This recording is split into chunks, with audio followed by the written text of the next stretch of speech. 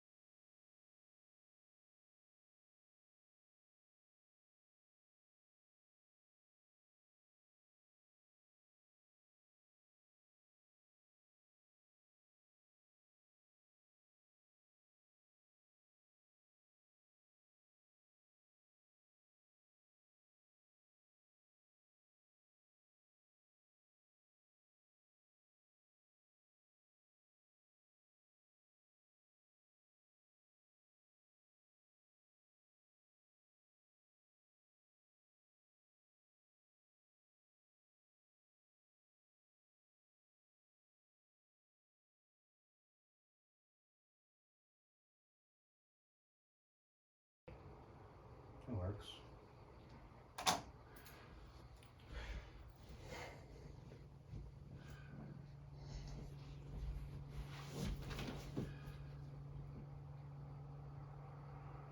Hi. It's been about a couple of weeks. Actually, no, it's been almost exactly a month since I uploaded the finale. You know who I am already. So hi.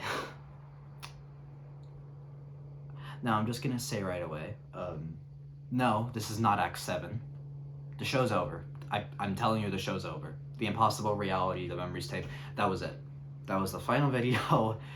I have no other fucking plans for this series after, but I did have a plan for this epilogue segment, because I did tell you, hey, we're gonna talk a bit more after this. Hell, I don't even need these glasses. It's over. It's fucking over. But hi. For the duration of the series, you've known me as Cat's Paw Operator, but I'm sure most of you at least probably just know me as Eugene M. or Yevi. Either one works, but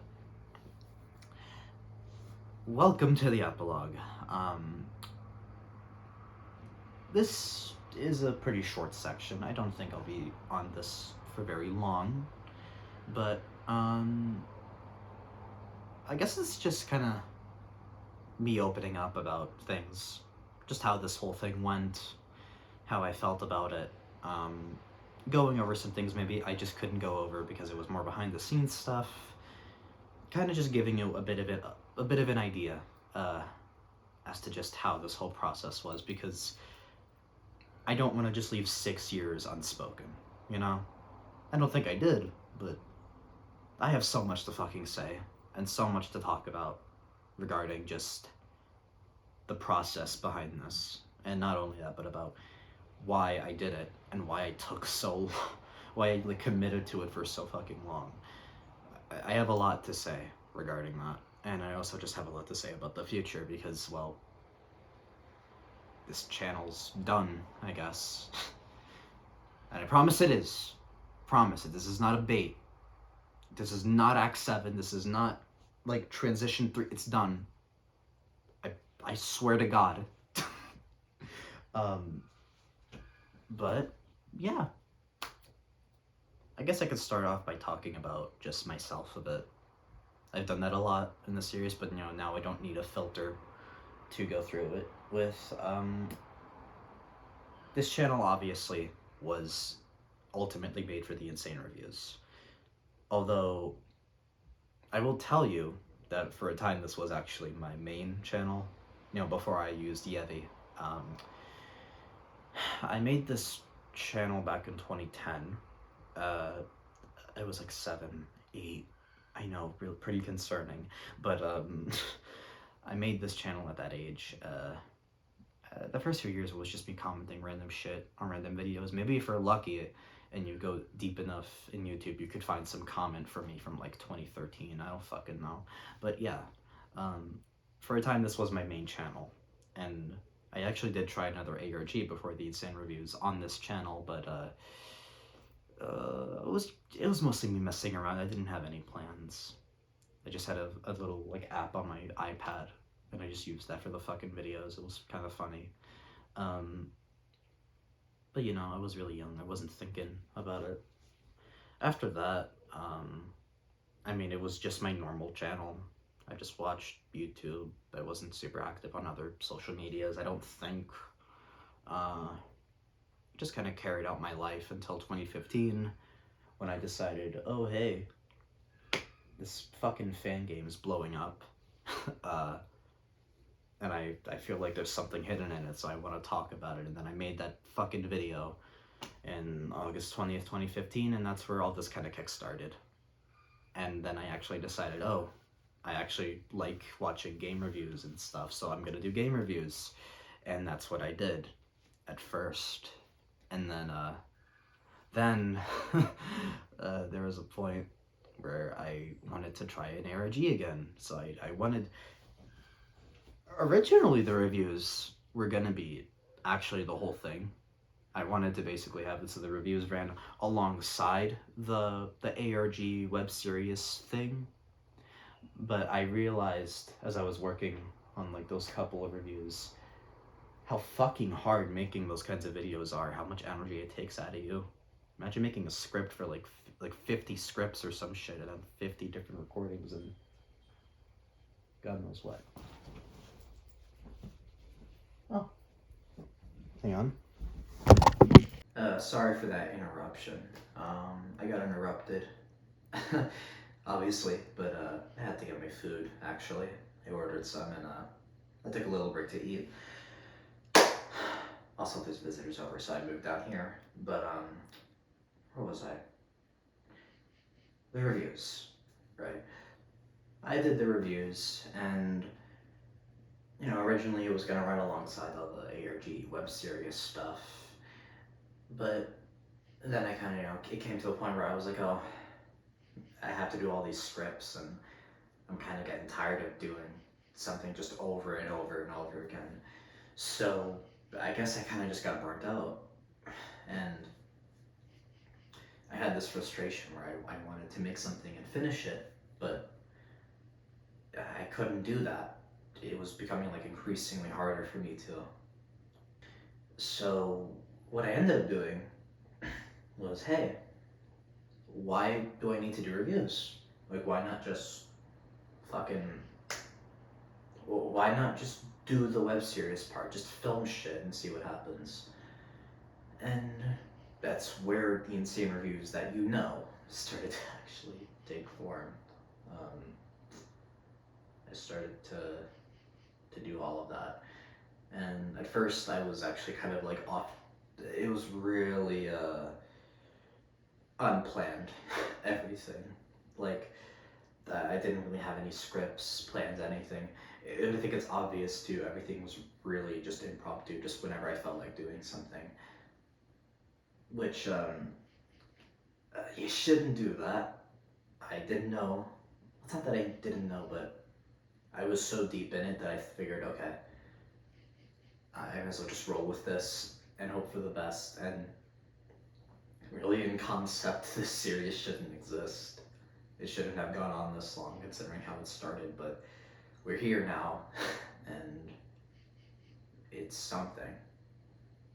I kind of, at first, I kind of didn't think that I would actually get this far. I did have an idea for the 6X since, like, I don't know, Act 2, maybe.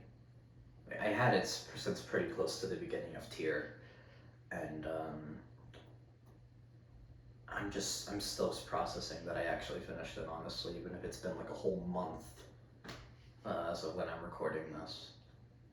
It's fucking crazy. As for me, though, I mean, chances are you either already know me or you don't. I've already said who I am, but you might have known me in the web series community as just someone that made some funny memes about Tribe 12 when that was still a thing, when there was still an actual server for it that didn't rebrand. um, but, I mean, I guess you might have known me for that, if anything. But there's a lot I could say about myself. I've been creating a bunch of things alongside Tier. I made the ME videos, I made the Lustful Trash albums, I did some edits, pre-alpha, alpha. There's another thing I have to get back to working on, actually, beta. I have some other projects in mind too, now that this whole thing is over, but I don't want to get too into that right now, that's for another video. But, yeah. I guess it's just kind of, I guess I wanted this video to be more of an introduction of sorts to what this is, because the epilogue really is just going over the process, really. Now that everything is done with and I've revealed all the twists and turns and everything, including the fact that I'm Cat's paw operator, because I wanted to fuck with people. Mother immersion, all that shit. I mean, there's not much I can really say. I mean, at this point, it's really just that I'm wanted to share everything, and I have a couple videos in mind. One of them is just about behind the scenes stuff, maybe some trivia, that I couldn't really share otherwise. Another video is going to go over like future projects I have, just what I'm going to be doing now that it's over. And I don't know, maybe another is just going to be a day in the life kind of thing. We'll see, honestly. Though, one of the ideas I have, actually, and I had it for a while, but I wanted to do a Q&A. I don't know how many questions I'll get, but I wanted to do one of those. I'm thinking maybe the Q&A thing, I'll give it like a week from when this video is uploaded, so I'll put in like text maybe, or like in the description, like deadline for that. But how it's gonna work is just send me a question about Tier. It could be through any of my Twitter accounts. It could be in the comments of this video. If you know me, maybe on Discord DMs, just like any fucking outlet. I'll take any question. I don't give a shit about maybe the lore, the process behind something. Maybe a question I didn't answer in the series. That's totally, I'm sure there's stuff that I forgot to address, or I just didn't think it was important to. But, maybe like what if questions about it. If it's pertaining to Tier, just go ahead. I don't care where you send it to me. Send it to me through fucking Pigeon if you have to. I just want to see like how many I can get and try to answer them in a separate video. So I guess this is like a Q&A announcement thing too. Try not to talk too loudly because there's visitors over. But yeah, I guess aside from all that, just announcing that this whole thing is over, and the Q&A and just how this is gonna go. I'm gonna do the behind the scenes video next after this, and then the Q&A thing after. And then the thing about the future stuff, and we'll see what happens from there. But yeah, I mean, that's kind of all I had to say. Just kind of announcing like, hey, it's over. I promise. But yeah,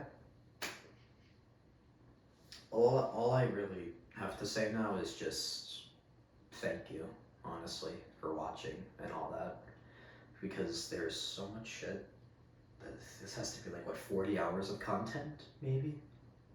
Some, I'm sure it's in the 30 to 40 hour range. Just how long the whole series is. Not even accounting for the ME videos because those are connected to this in a way. But yeah, just thank you for watching, and I guess for being patient with this 6-year behemoth of a fucking project I did.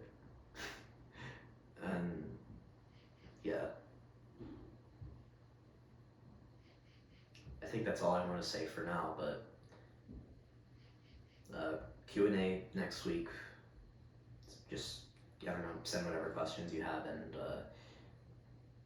talk more soon, obviously. Yeah, show's over. See you soon.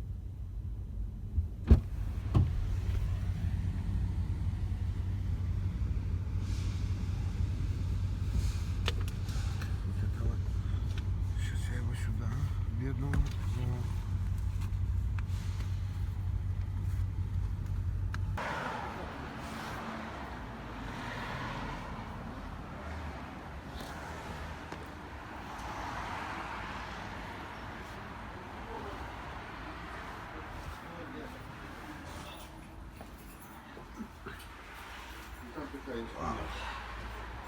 Open. Еще придумал.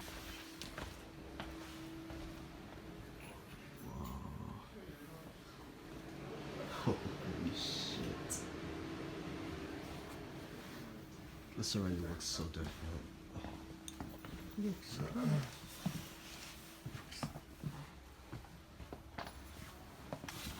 Понимаете, ты в Китай поехал, пошел в церковь. Что за звездячий? Вообще отлично. Так он уже все даже сказал, что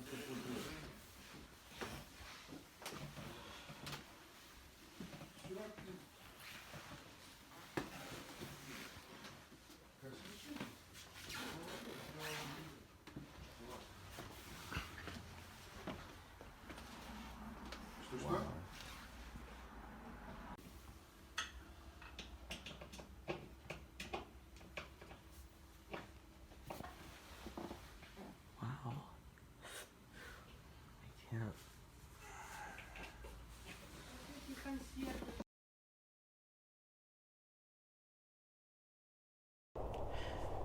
Hey guys, it's been a little bit, not very long, like a little over a week since the last video's uploading, but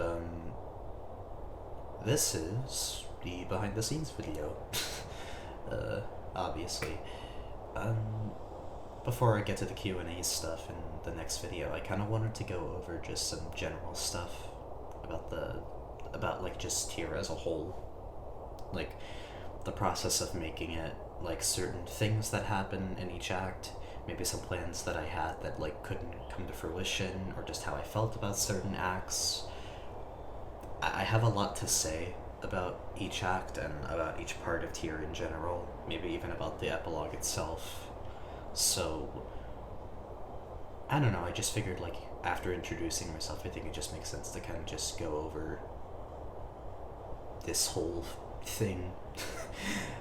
Like, there's so many ways that Tier could have went, and even places that Tier could have ended earlier than Act 6, so I don't know. I mean, I don't feel like having a big introduction. I guess let's just get right into it. I guess starting with the prelude, really a lot of Tier before it actually started. I mentioned in the previous video that this channel was originally my main, and I had it since 2010. I think obviously, since it was my main and all that, you could probably gauge that maybe I had some old videos on this channel actually before the Sonic Dreams collection thing. I think I started uploading videos in 2013, if I'm not wrong. It was mostly like random ass stuff for, I don't know, like I would record a game or like some random thing. And you know, obviously there was my other attempt at a web series before that, but for the most part, like there was just really random old videos of me as like a 10, 11-year-old, really old stuff. Sadly though, I deleted it actually. I deleted all the videos because I was afraid of people finding out about them, and I was scared even if they were unlisted that there would be a problem, so I think I just deleted them because I thought they were cringe, and also because, I don't know, I was paranoid or something. But I do wish I had those old videos because, like, man, if they were still there, they would have had a lot of meaning to Tears ending and to the memories tape and everything. I was able to salvage a good bit of that time through the through like a couple old accounts I had and other stuff, but man, I wish I like didn't delete everything. Like if I had to tell myself anything back then, I would tell him don't delete anything. Maybe just make it private or unlisted, but please don't delete all the old stuff. You're gonna need it. Or at least you would have needed it, because I figured it out anyway, but it's just, like, right off the bat I could tell you, like, there were some really old videos on there. And that ties into stuff later on that I'll talk about. But yeah, just to start off, like, obviously Sonic Dreams Collection, that wasn't the first video I ever made. Ever. Maybe it was the first one I actually used a screen recorder for, and not like some iPad to record the screen with. But, you know, it's, for a while I had those, and then like, from the Sonic Dreams Collection thing onwards, that's just Tier, basically, up to this point. I think, and I think also, like, about the prelude, I guess I could go into, like the original plans and stuff, because I think something to understand about Tier is that, like, it started initially as genuinely just a game review series. I really didn't plan on doing a web series. I really wanted to just do game reviews for a hot minute. So originally, like, that was the whole plan, and I talked about this in the previous video too, so I'll like abbreviate it a little. But you know, I decided to try doing that, and I really did, like, I think I recorded, like, I think I did a recording of the Knuckles playthrough, if I'm not wrong, but I think I just never got around to it, if I'm not mistaken. Like, I think at that point I just got really burnt out on doing it, because it's like I had to do all the voices, and I was scared of, like, how people would react, and, like, all the time I had to spend on it. I felt like I could do something better, I guess, and I got burnt out. And I guess it's weird, I guess, because the prelude is a really weird point, because it's, aside from this and some of Act 6, it's like, and some of Act 1, I guess, before quitting the reviews, it all really was kind of out of game as well. So it's like interesting to think about that, because for a time there wasn't really any behind the scenes stuff. That was just me that you were looking at, like 12-year-old, 13-year-old me.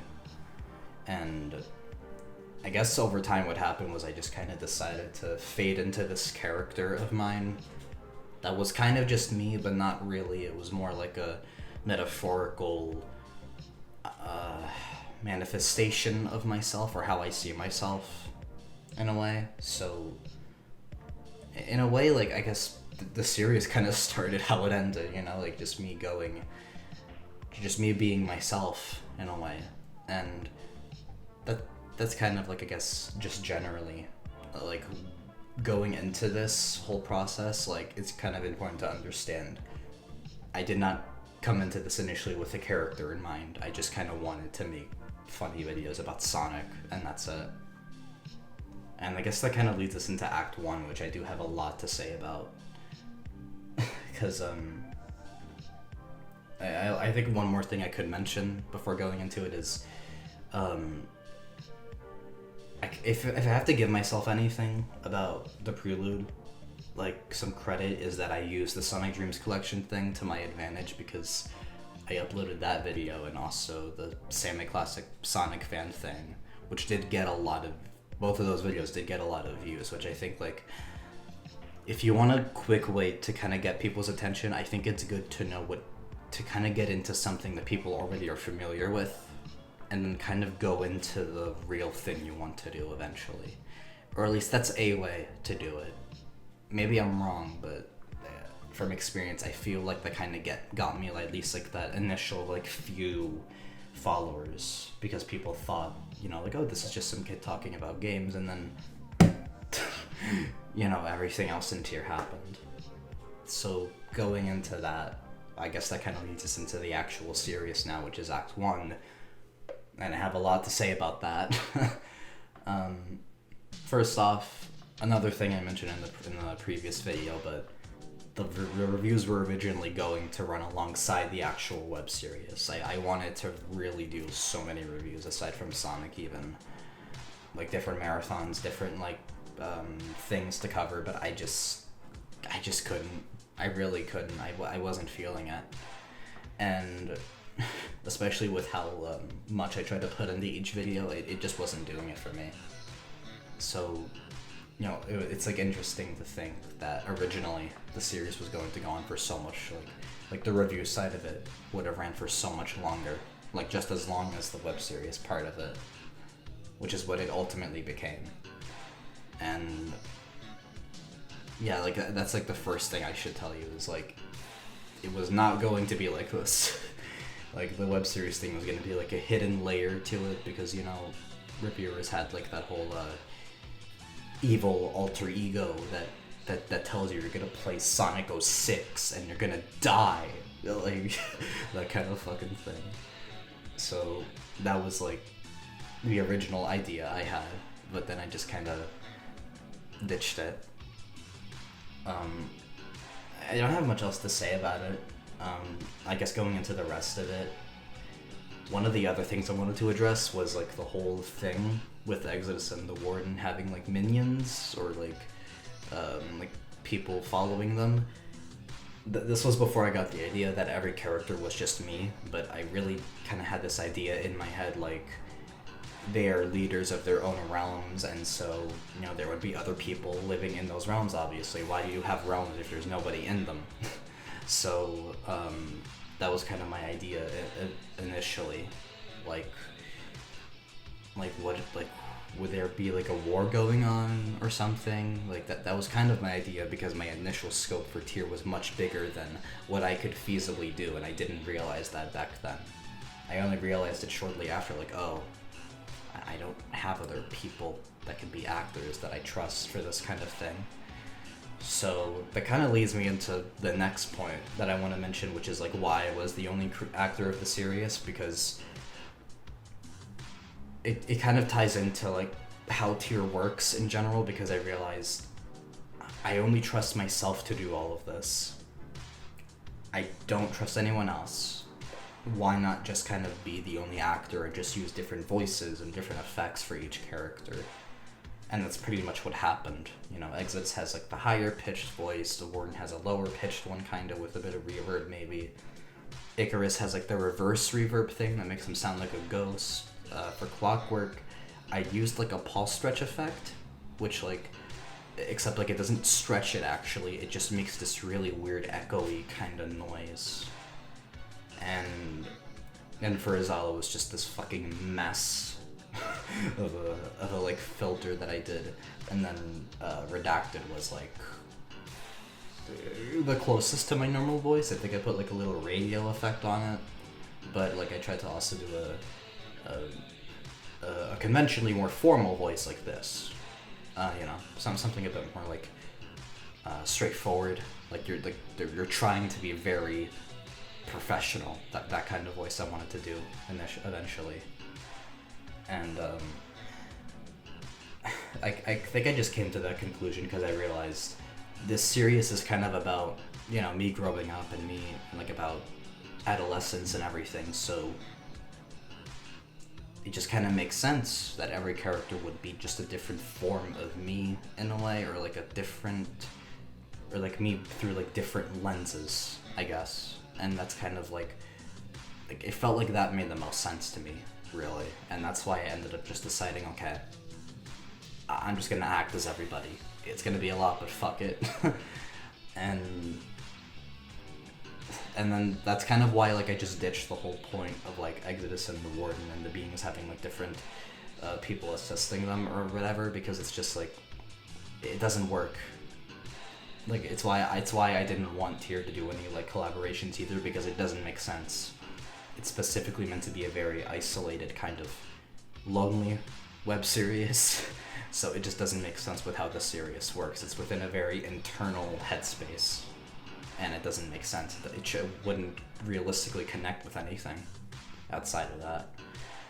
Like, if we're talking about other people's creations, not my own. So I guess that's something I wanted to explain as well. It's kind of a lot, but like I hope that kind of like explains that weird thing I just kind of decided to omit. Because I'm gonna just tell you, Act 1 is a fucking mess. Like another thing I want to bring up is just how I did not do scripts for Act 1, aside from the reviews. I didn't do scripts for Summer Trip or Inconvenience or... Well, Inconvenience, I had like a vague script, but not really. But generally, I just had really loose ideas. I just kind of rolled with it. And it worked to the benefit, but also not really. It's a bit of a double-edged sword there. You gotta be really careful about it, honestly. But like, the whole point about it is just like, I feel it. I kind of wish Act 1 wasn't so chaotic, because there's also the matter of needing to read the Twitter a lot, because that explains some things, and I wish it wasn't like that. But I kind of like understand why like Tyr is kind of hard to get into because of that, because like imagine trying to get into it with such a rough start. Like, I don't blame you. I really don't. So that like, if I have to give any thoughts about Act 1, I just wish it wasn't like that. But at the same time, like, it was me starting off, so I can't give myself too much crap for it. Going a bit further into Act 1, I guess, about some stuff that would have been done, but I couldn't do. The Summer Trip arc was going to be much longer. The Summer Trip arc was going to be a lot longer. But like, you might have seen, like, in the Twitter, like, the title initially said Summer Trip Day 1. I was going to have, like, a daily thing going on where I would just, as I go, just kind of have Exodus and the Warden mess with Tig, basically, during his stay at that house. But then the issue kind of became that I think I got a bit sick, actually, and I also just kind of struggled with ideas, and I really did. I had the scene in my head of like the Warden going into Tig's room, trying to sleep and trying to stab him with scissors, but I just couldn't do it. I feasibly couldn't. And so instead I just resorted to doing like a Twitter thread about it or something, because that was the best I could do. I think I had like either a fever or like eye allergies, because around this time of year is when I get some weird allergies in my eyes and nose, just want me to die. So I think that's what happened, and I just couldn't do anything about it, sadly. Though I definitely wish I could have made it longer, because it would have added more to Tig's character and to like the whole suspense of the situation. So I think that kind of explains why Summer Trip was so kind of just there, like it just happened. and there wasn't much to it. I kind of just couldn't do more.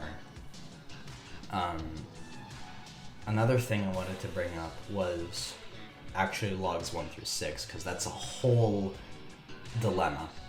Like, in the final form of tier, as it is, logs 1 through 6 are just the memories tape. Like, it is just blatantly a record of certain memories that I decided to keep between 2013 and this year. But it wasn't going to be like that originally. They were going to be a lot tamer. They were not going to be this crazy, but obviously log 7 starts with Tig and Cryptisis, and then gets out, and then he decides to start the reviews, and then the warden takes over, all that business. But I did want logs 1 through 6 to be about him being in Cryptisis and like certain things that would have happened there that would have like fucked with him, and then something about that would have made him lose his memory of those logs. But I really didn't know how to implement that well. Sadly, like, it was really hard to figure out, because it's just like it has to be something extreme. It has to be something really fucked up, because he can't remember these. It has to be really important. So then I kind of thought of the detail at the end of Inconvenience with the memories tape, and how Tig couldn't watch it because it made him relapse and all that. And then I think what happened eventually was, and this also kind of ties into how I did logs 1 through 6, like the videos that ended up being for the correspondence. But I think I'll get to that later, but it's a whole topic, because originally there were going to be Tig's logs, but then I decided, no, fuck that.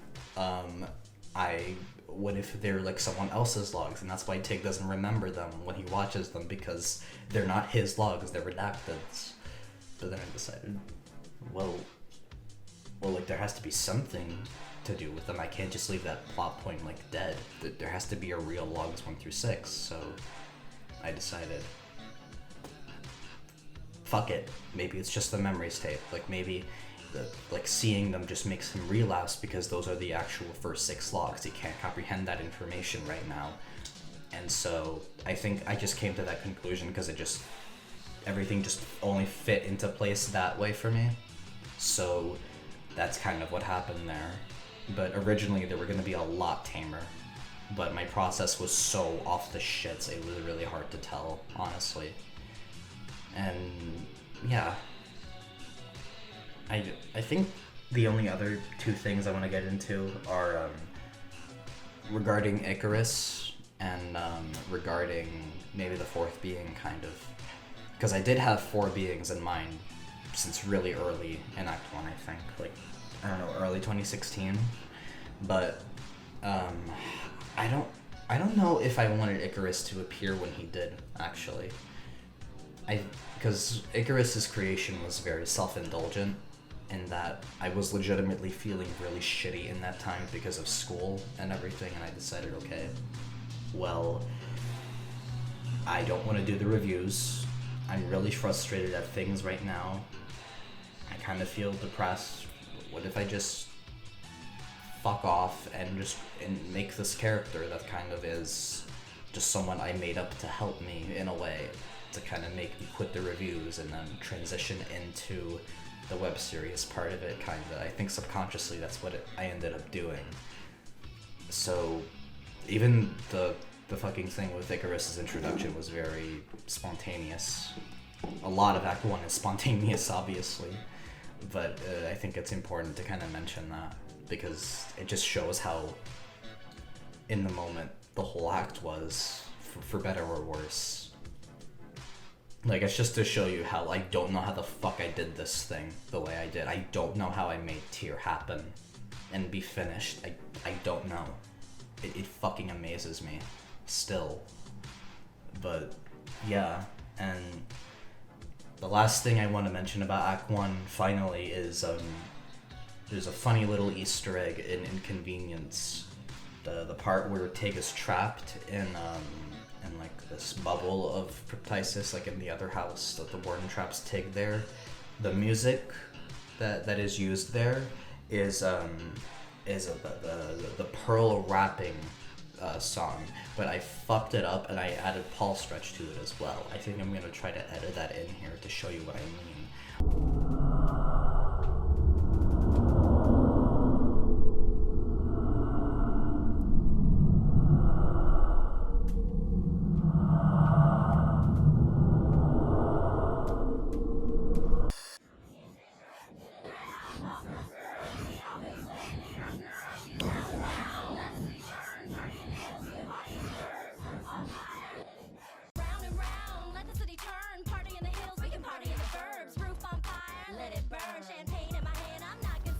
But I just did that at the time because I got into Steven Universe at the time, and I think it's a really funny thing to mention. It kind of shows how fucking spontaneous this whole act was, and I think that embodies it. Just, fuck it. Let's turn this funny meme into ominous ambience. That's the Yevi way. And that's Act 1. There's 5 more acts of this.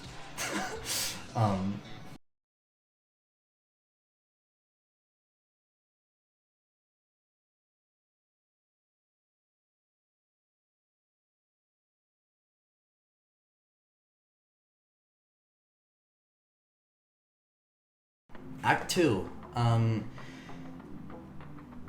From here, I'm not gonna ramble too much because it's not going into the cornerstone ideas of the series and everything. So I'm just gonna go over generally each point here that I listed. Right off the bat, I guess I could go into Izalo and Redacted because before Act 2, they did not exist.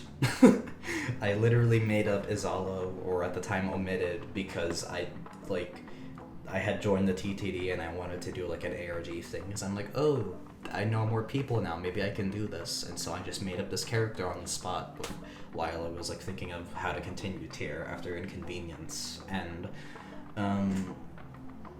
it's kind of surprising how I made that character become so important, and same for Redacted. It was in a similar fashion, oh, well, if there's a character like Omitted, maybe there's a character that will save Tig from Cryptisis this time, and through the help of the audience as well. So then Redacted was created, and initially Redacted was going to be a much better character, but my dumbass was like, nah, that's a bit too bright for tier. Fuck him up. But yeah, I guess Izalo and Redacted were also spontaneously created, but I think it was for the better because it added a lot more of a grander dynamic. Because aside from these 4 beings, there's these 2 forces that are not even necessarily me literally, they're just personifications of certain forces in life and time, I guess. And I think it was definitely really helpful to create those really powerful characters to kind of encapsulate everything a little more easily. So there's that. I guess going into a couple other things, and from here also, this is when I start actually writing fucking scripts and plans, so things aren't as spontaneous, a little bit, but I was following a general pattern at this point. I guess going into realm names or character names, that's another thing that was a little spontaneous because I kind of just felt like each, for Zulu, Izalo, a couple other ones, I think, mainly those 2. I used just Google Translate for them. I kind of just put different words into different languages, and I was like, well, this sounds like a nice realm name. Although I kind of regret it because I feel like, I don't know, I feel like it was a bit reckless of me. I feel like now I would have given more straightforward names for the realms and characters, kind of more titles rather than names per se, because I feel like that would have fit tier a bit more thematically, but I had to kind of work with what I got at the time, so, or rather with what I did at first, so I didn't want to make things too confusing. But if I did want to change anything, I kind of wish I kind of focused more on making them titles rather than thinking of a unique name for the realms or whatever, because I don't think that really fits tier ultimately, but it is what it is.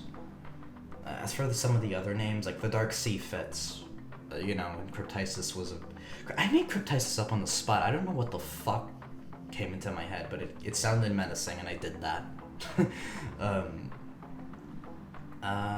The house also makes sense. The railway also kind of makes sense because it kind of connects all the other realms of the four beings. So I thought that made sense. And Corrupted Realm, I just thought it made sense. Izawa doesn't give a shit about making his realm a name. It's just his realm. Like, what are you gonna do about it? And I guess that's that. I think that's all in regards to names. I guess that's that for the name origins and all that, because this is when I start really fleshing all of that out. The Inner Greed, also for Redacted, is like the last thing I have to mention. I came up with that pretty late on, as I decided Redacted to be a creation of Azalo as well, because I figured, okay, the Inner Greed is in Redacted, and Tig, the Inner Greed, kind of have similarities, but one of them's a bit more controlled and the other was given a lot more power. So I figured, why not make Redacted like a prototype, kind of like Azalo's initial buddy, until like Redacted decided he kind of wanted to fuck off and do his own thing. And I mean, yeah, that's kind of it. I guess if we're talking about names, I hope that kind of explains the process. I think another thing I wanted to go into regarding some trivia or whatever was the Quarters and Fuma.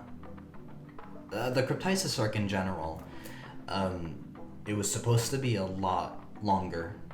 Like I was going to do a lot more filming for it, but like with Summer Trip, I got sick.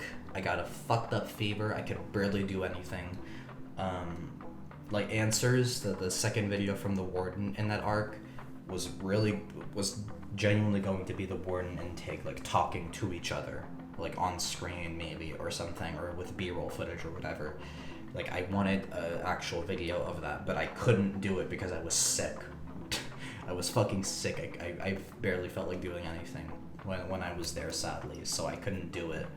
So Answers was me just kind of compensating and making a document that was like a transcript of what would have happened. But Fuma was also going to be longer. I was going to have more footage of like Tig actually, hitting the Warden with the pipe and like taking the camera and running as the Warden yells and shit. I wasn't actually going to jump off the fucking house, Cardi style. I wasn't gonna fucking do that. Either way, I don't know why I thought of such an extreme plot point. Why did I think of like so many extreme plot points back then, knowing I couldn't actually do them? Or was it? Is there just a thing with that when you're younger? Like you just think of more reckless ideas like that? I don't fucking know. I mean, it makes sense, but that's all. But they were going to be longer, I guess is my point. It wasn't supposed to be so kind of scuffed. I don't think I'm like ashamed of that arc though or anything. I think it's the first point where I started to really make Tier feel a bit more solid as a web series, so I don't have an issue with that really, with how I did it. I guess that's all in regards to that. The last thing I have to say is actually about the souvenirs, my grandfather's souvenirs and the meaning of that, because I kind of just did that really suddenly. But there is a bit of a idea in my head about how I wanted that to go and why I used those, and I kind of wanted that to tie into the idea that Tier is a very like reflective series, and there's barely any mention of my family in the series at all, actually. And I wanted to make a point out of that with my grandfather's souvenirs, and that he's the only person I mention, and I won't go fully into it because that's personal info, but it is like, I think I did that because I wanted to use something that felt personal to me, as those were the things that Clockwork had, and Clockwork was the first actual peek that the protagonist has at like what's actually going on and why his memories are and why like his own memories are so important to the series and finding the answers. So I figured, why not? What would be more fitting than using souvenirs that, like, I found and that, like, I'm still taking care of and, keeping safe. I think it would make sense to have, like, that kind of connection there, in a way. Using those as, like, a memento and as a kind of a peek into, like, the fact that you need to embrace your own memories, because what a journal was to somebody like my grandfather might be like a tape to somebody like me, or like someone a bit older than me by like maybe only a decade, So I guess that's the idea I had in mind, was I wanted to do that. Like, I wanted to have that kind of thing to hint at the idea that memories are really important in the series, and that, like, the idea of, like, kind of finding out who you are and how important maybe family is to that. And it's a very specific kind of thing, and it doesn't relate fully to the core of Tyr, but it is, like, an important... I felt it was still, like, worthy enough to kind of give it its own time in the spotlight, I guess, is my point there. And, yeah, I mean, I guess that's all I have to say on that. And it's all I have to say about Act 2 in general, because it's a bit more tame there. Like, this is where, like, I get a lot more straightforward now with my ideas and what I was doing. So there's that, I guess. Okay, going more into Act 3 now. The first thing I want to talk about is the creation of Cat's Paw Operator. I guess I'll start with the name. I wanted to create a character that basically was just me in a sense, but like was basically an omniscient being that had full control over the story in a way, kinda. So I kind of wanted to think of like different synonyms for like a puppet master or what have you, and I looked on different sites and I saw just this weird term, Cat's Paw Operator, and I'm like, that kind of fits. I have a lot of cats, why not? So I kind of just decided to do that for the name. But as for what kind of ultimately led to Cat's Paw's creation in general, it was a really spontaneous thing, honestly. Like I wasn't really intending on like actually having a character like that, but I think it was during the production of Act 3. I think there's a bit of a personal factor to it, in that it kind of revolved around some of my frustrations, I guess, as a creator, maybe, and about, like, I guess, like, just, I had my own frustrations, and Act 3 was supposed to be me projecting those onto something, but even then I wasn't really sure how to express it, so I kind of, I guess, made it this character as, like, a really subconscious thing, because I was like, well, I want to make a character that's really personal to me, and I want to express these feelings that I have of sorrow and all. And if there's any way that I can't express it already, then I guess this character will suffice. And I decided to kind of make it so this character would be very in the background, but still important. Which is why Act 3 is when they first appear, because that's when things really kind of shift from the whole Act 1 and 2 loop that had been going on before, like in the lore and all that. So I kind of felt that it made sense, I guess, and I guess the whole creation just can be summed up to just spontaneity, like a lot of other things. Is that how you pronounce it? Spontaneity? I don't know. But yeah. There's a lot of other ideas for this Act 2 that have changed, and the ending, for instance, changed a lot. And this leads into another thing I have to go into before that, which is the whole Tig and Eugene twist.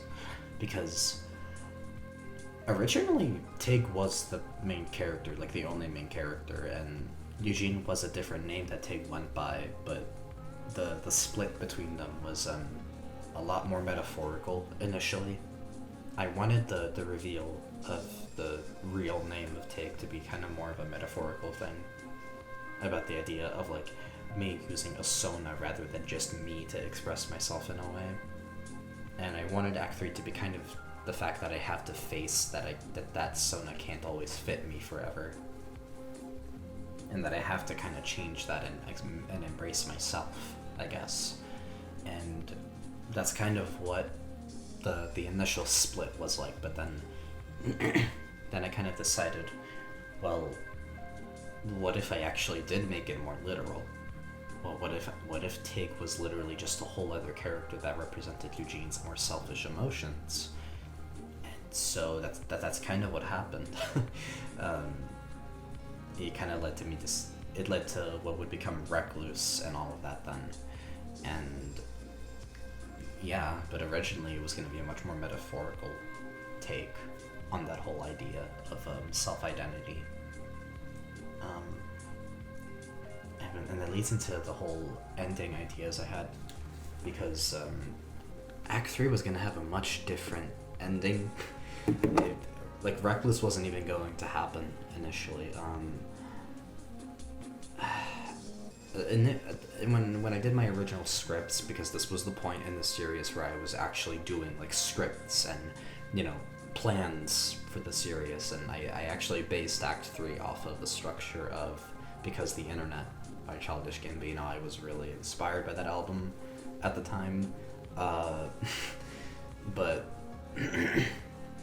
originally the ending was going to actually just end with the video The Fall, in that Tig would shoot Icarus, and then I guess in realizing his own the futility in doing that, I was gonna have a scene where he would be looking at a mirror, and then like there would be something that would imply that he broke it, I guess, to kind of imply that he can't recognize himself, maybe, or that it's not him anymore, you know, in killing Icarus and all that.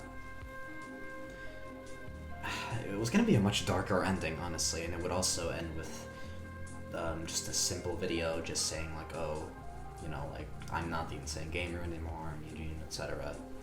Kind of like 15 and how that went, but not really. Yeah, originally 15 wasn't even going to happen. I didn't even have that planned until in the middle of Recluse's production, you know, a small tidbit behind the scenes. But yeah, originally that was going to be the idea. But then that turned into Recluse when I got the idea for Tig and Eugene being, you know, two different characters altogether. And, you know, also the idea of Izalo having the aesthetic that he had. So when I was working on Recluse, that also went through a lot of changes, because initially Recluse was going to be actually different parts, I believe. It kind of was like 5 different parts, maybe like 3 to 5 parts. It was even the way that Recluse would start and how that would progress would be really different. There were some locations I couldn't get, like the Inconvenience House. I wanted to get that, but I couldn't for Recluse, and that kind of upset me because I wanted Recluse to be going over basically past locations in the Corrupted realm to kind of give a scope of how fucked up it is. Like, out of all the planned locations, I could only get the resort that Tig ends up going to later. But in essence,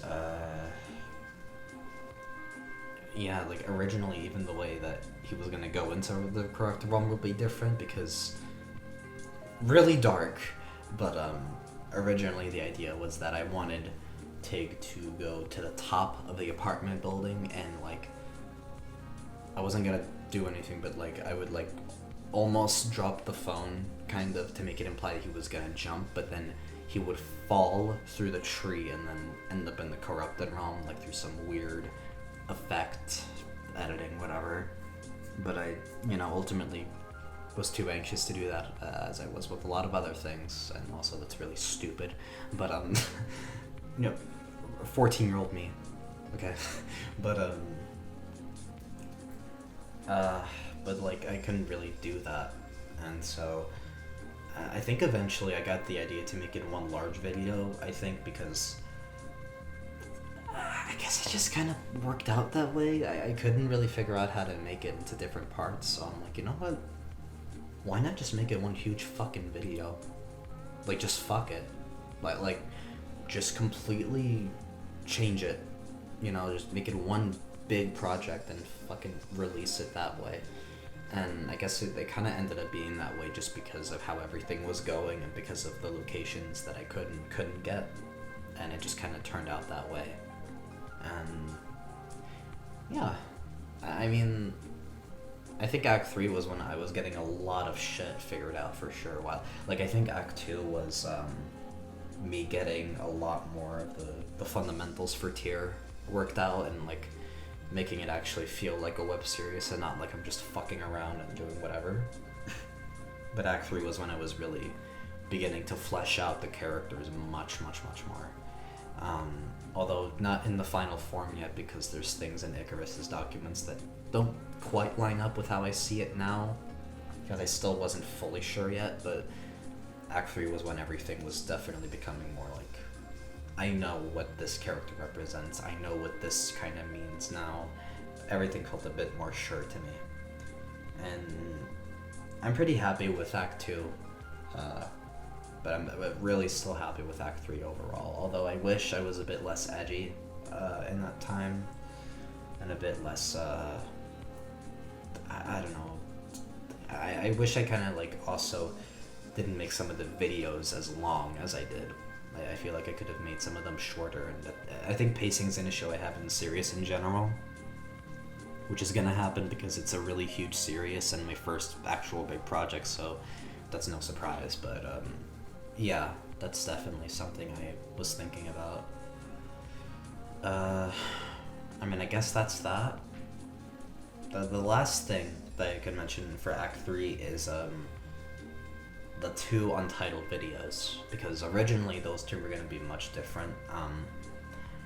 I had 2 old videos from an iPad that I had from 2013, which was me just recording me playing a game, one at day and one at night, I think.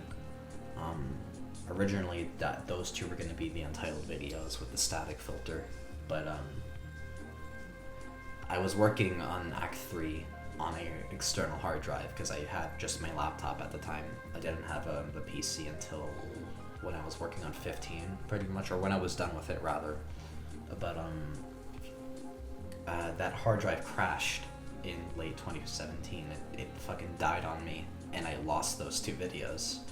So I had to kind of make up for that with the 2 that you can see now. Which I think it worked out better, honestly, than the original idea, but it still sucked that I lost those 2 videos, because those were at least like a good capsule of that time for me. That's why I wanted to upload them, because it's just like an echo to what's like actually going on and what the whole thing really is leading up to.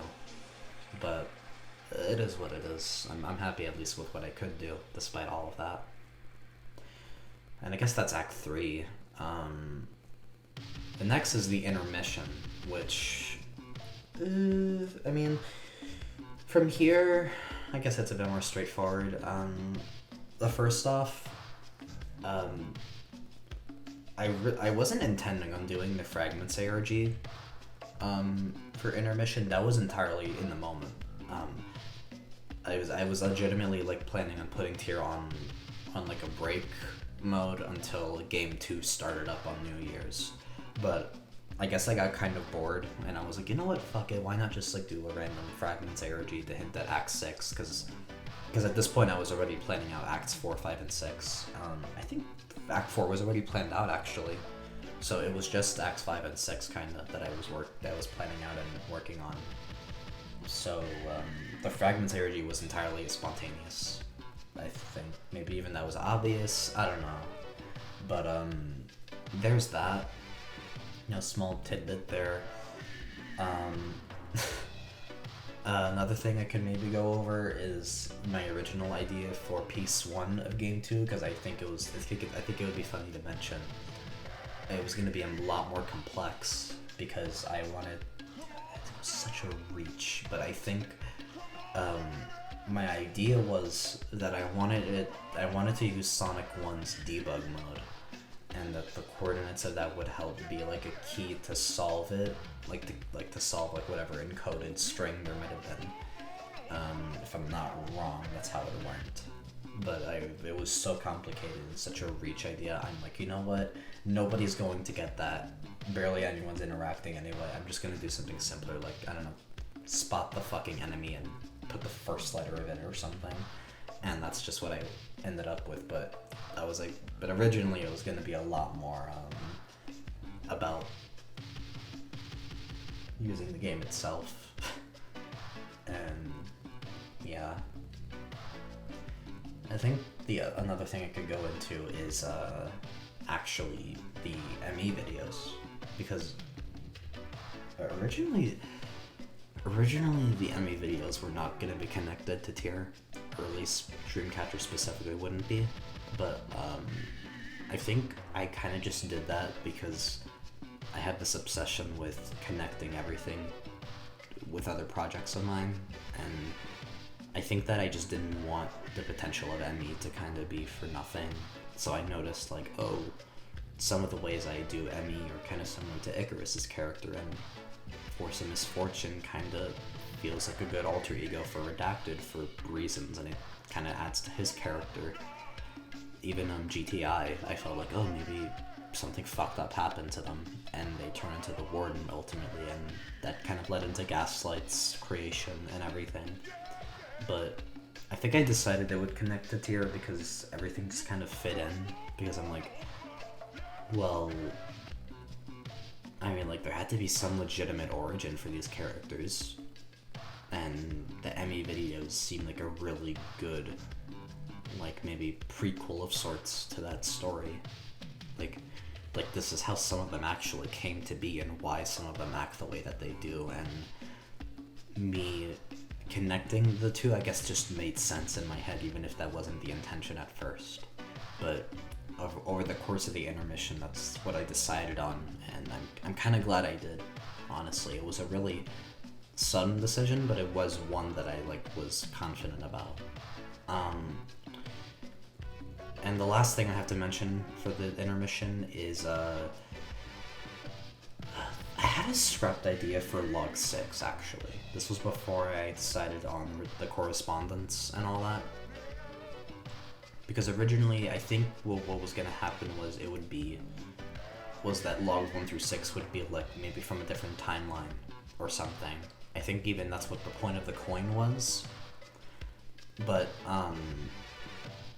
basically, I think the original idea for Log 6, and I might even have some footage of it, but it was going to be basically this version of Tig or Eugene or whatever using, like, this slot machine thing that I had in my room as, like, a way to teleport to Cryptisis, and then the whole screen and everything would distort, and then they'd end up there. I couldn't really do it feasibly, though, and I kind of decided in filming, I'm like, this is kind of dumb. I don't know about this. And so I kind of just changed it, and eventually I actually totally, I think later on, maybe towards the end of the intermission, I decided that it honestly made more sense for these first 6 logs to be a prequel for the correspondence. You know, like, it would be a bait and switch. Like, they literally aren't Eugene or Tig's logs at all. So I kind of just decided on that because it kind of made more sense to me, ultimately. But originally, Log 6 was going to be a lot tamer and would, like, more directly lead into the documents that Tig wrote. But, you know, obviously all that kind of worked out on its own. And that's all for the intermission, I guess. Next is the next 3 acts. Act 4. Not much to say about Act 4. The most obvious thing I can mention is Epilogue 0 was not planned. I think all the clockwork stuff that happened in intermission and Epilogue 0, those were not planned. I kind of decided on it as I was just filming random stuff over time, and I think it just kind of turned into a video of its own, honestly, because I'm like, you know, I kind of just want to film shit. And I think it just kind of turned into its own thing as I was like having the emotions I had and the frustrations that I had. So Epilogue 0, I think, was a good way to kind of tease towards later parts of Act 4 and still kind of be a way to introduce new viewers and also get older viewers to kind of see like, oh, like, there's already shit going on. I think another unscripted part or unplanned part was the TIG Q&A. What was that, like Epilogue 15? If I'm not wrong, that's what it was. Originally, I think it was gonna be a watch camera video where Eugene would actually be teleported to like this kind of other place in the woods, and it would be like kind of evening almost, and the sky would be dark blue. And originally the whole idea was that it would just be a video of that and him trying to figure that out.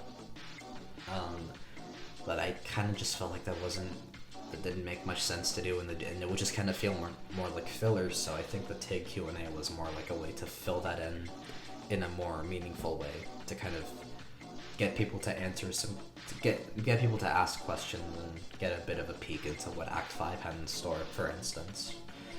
So that was unscripted, and the only other unscripted thing is the entirety of the second arc, which is Epilogues 6 through 10.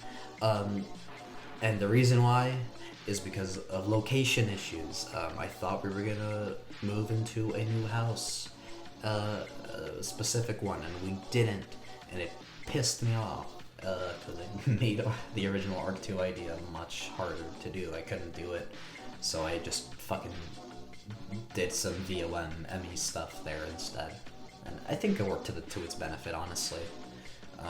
But the original idea was that Epilogue 6 through 10 would be kind of like how they originally went, but without the VOM stuff, and it would be more, I think there would be like kind of a corrupted realm instance where he would almost end up there. It would be like what happened in Epilogue 5 with Tig kind of hijacking for a bit, but like I guess like another instance of that, and also just more character building stuff in general. Like it would have been like a pretty calm arc still, but like a bit more, but kind of like amping up a little bit. But I wish I could have done it, but at the same time, like I am happy with the arc 2 that I ended up doing anyway. So I guess I'm not too upset really about that. And the last thing I have to mention for our Act 4, I think, is the correspondence, because that kind of came to be very spontaneously as well, actually. Because as I was working on Act 5, and there was a whole third of Act 5 that was Izala's logs, basically. I kind of was thinking, like, hey, the 4 beings all have text logs, or like written logs of some kind. Izala's logs are video. Why don't I make Redacted's logs also videos? 25 videos.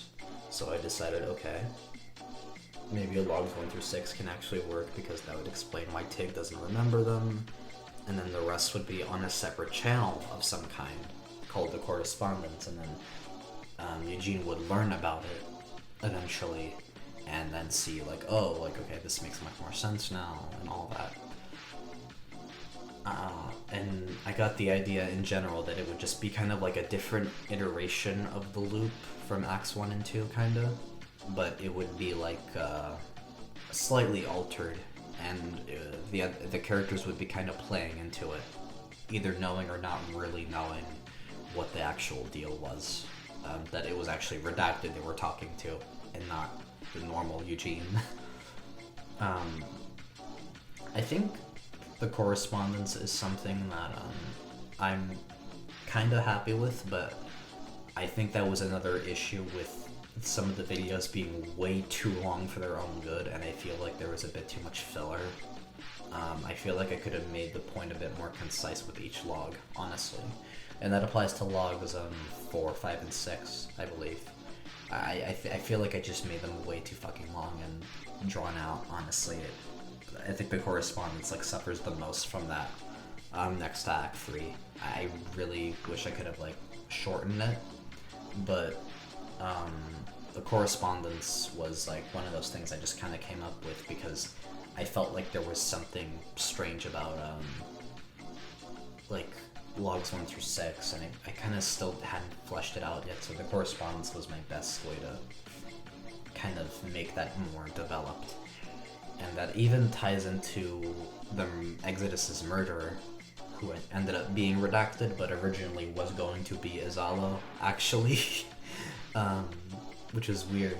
But basically what happened was I felt like Izalo being Exodus's murderer was a bit too obvious.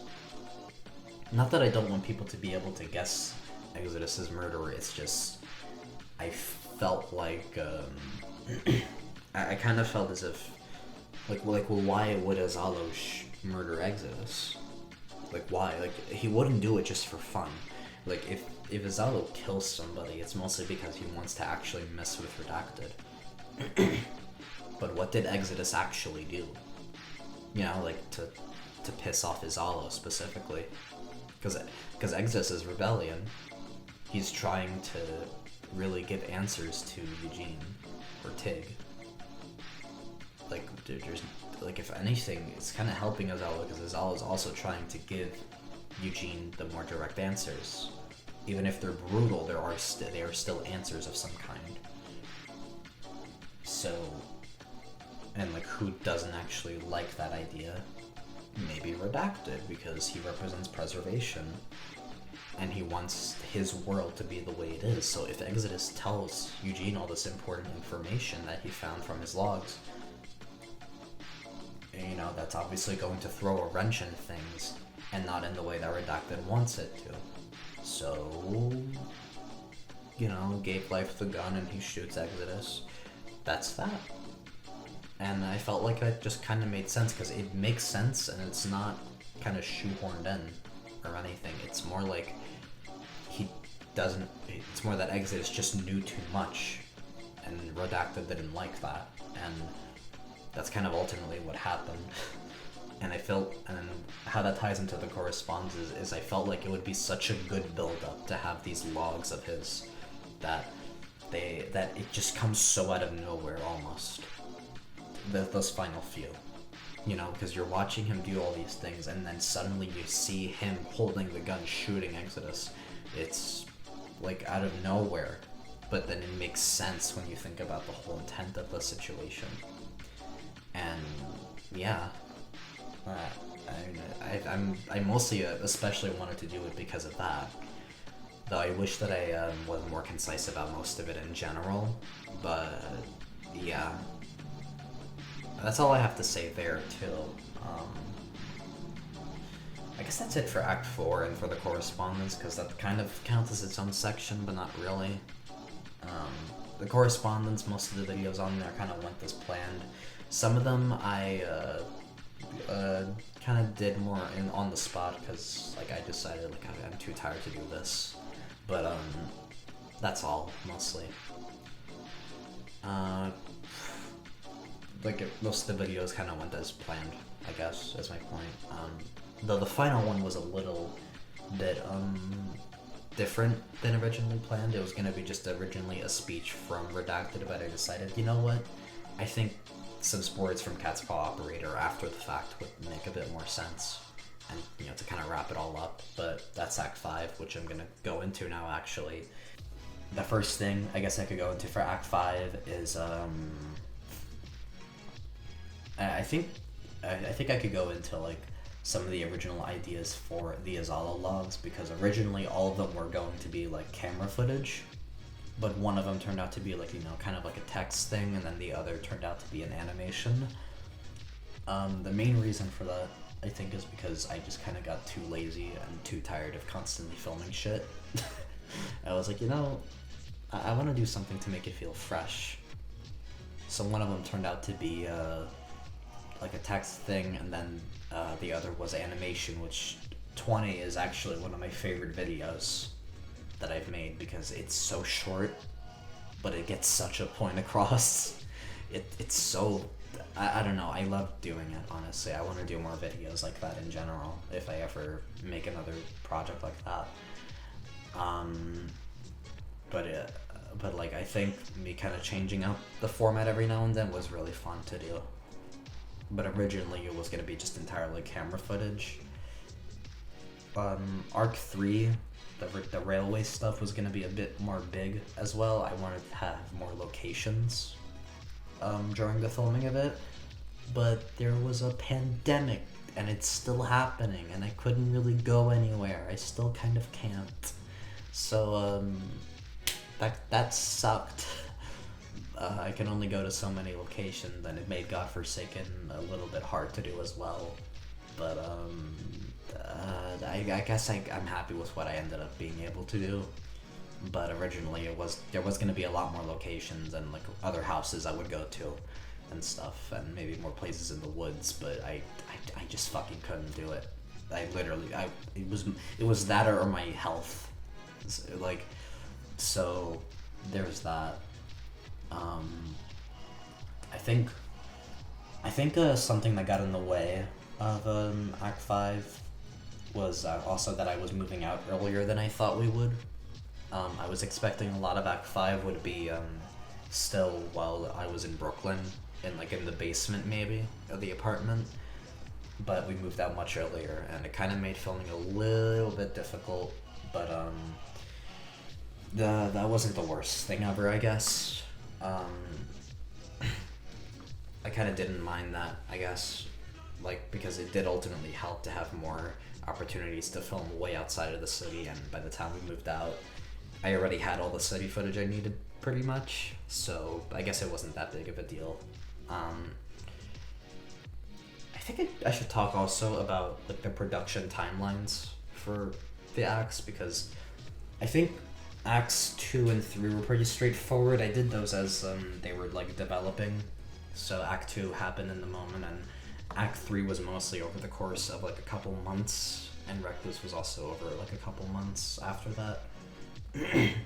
But Acts 4, 5, and 6 all kind of, if we're talking behind the scenes, all of that happened simultaneously. I was working on Act 5 before Act 4, and as I was working on Act 5, I was also working on Act 6. So the timeline was really crazy.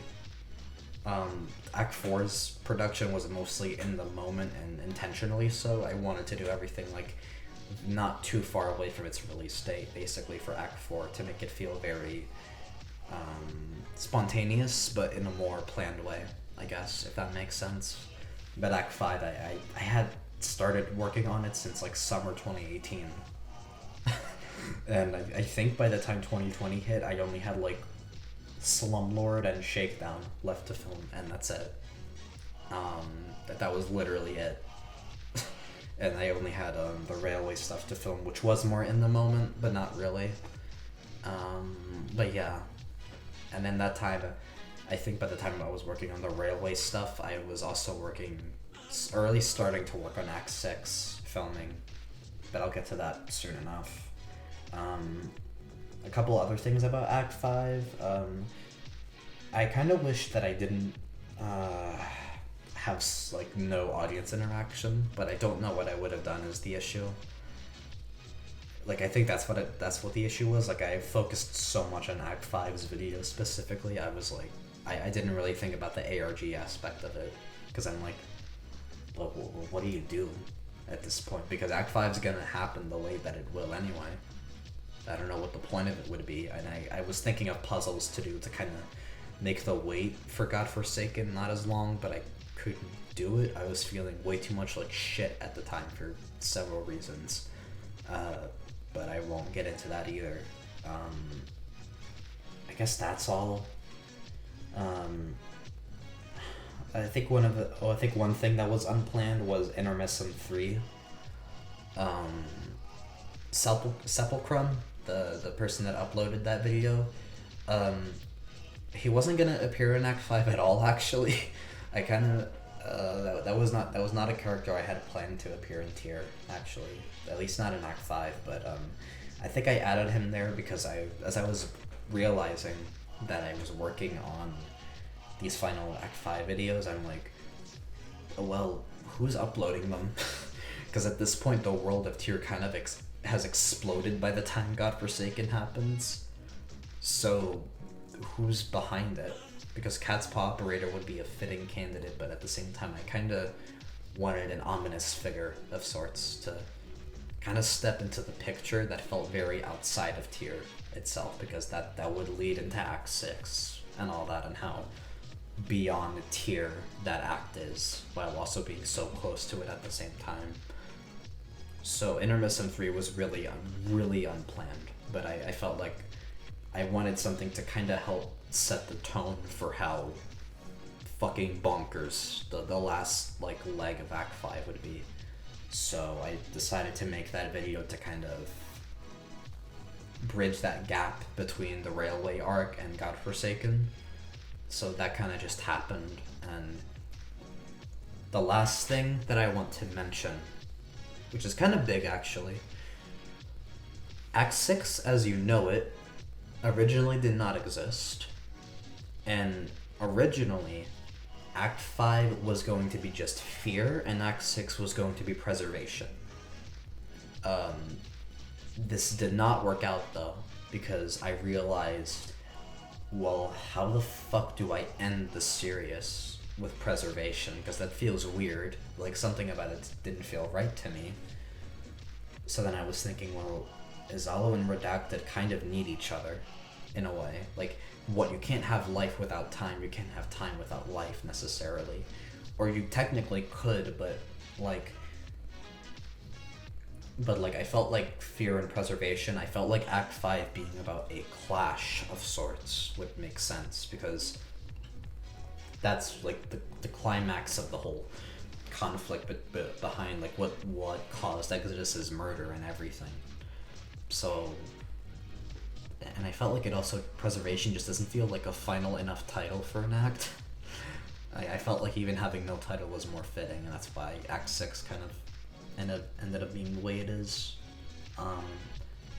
Because I had an idea, I had the idea since a long time ago, that for like Eugene to kind of go against both of them, and to have power over both of them, and like make his own decision. But I felt like that was more of an Act 5 thing then, and I felt like I couldn't really flesh out fear or preservation throughout an entire act. I felt like if you were going to learn about one, you may as well learn about both at that time. So I just kind of felt like, why not combine them and then make Act 6 just an aftermath of the climax of that? And then it would be entirely just about Eugene and about the real core of the series. And that is how Act 6 kind of came to be. And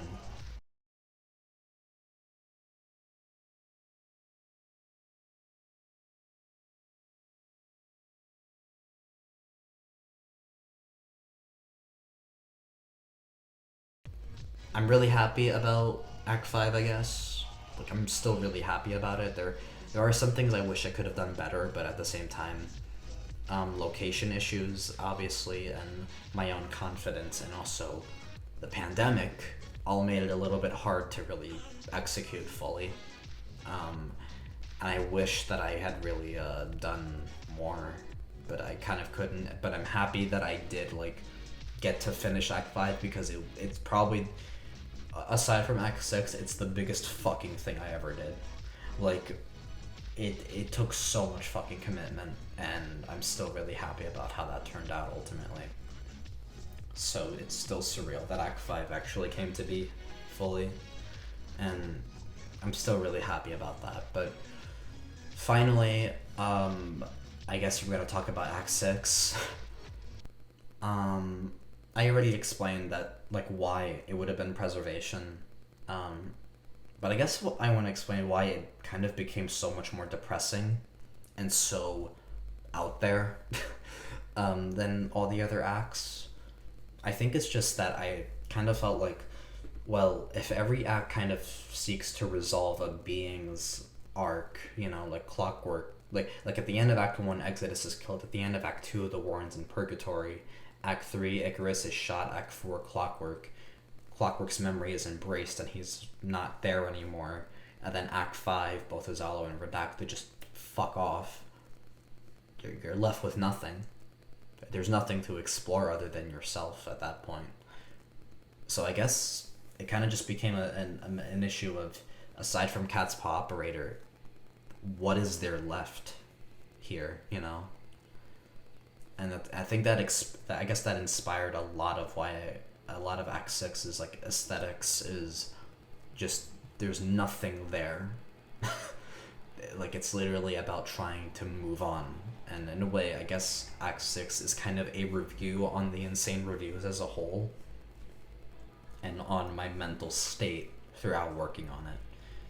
I started working on Act 6 for real around the time I finished Act 5. I kind of had like a separate script document for Act 6 since July 2020, and I just kind of wrote so much shit for that.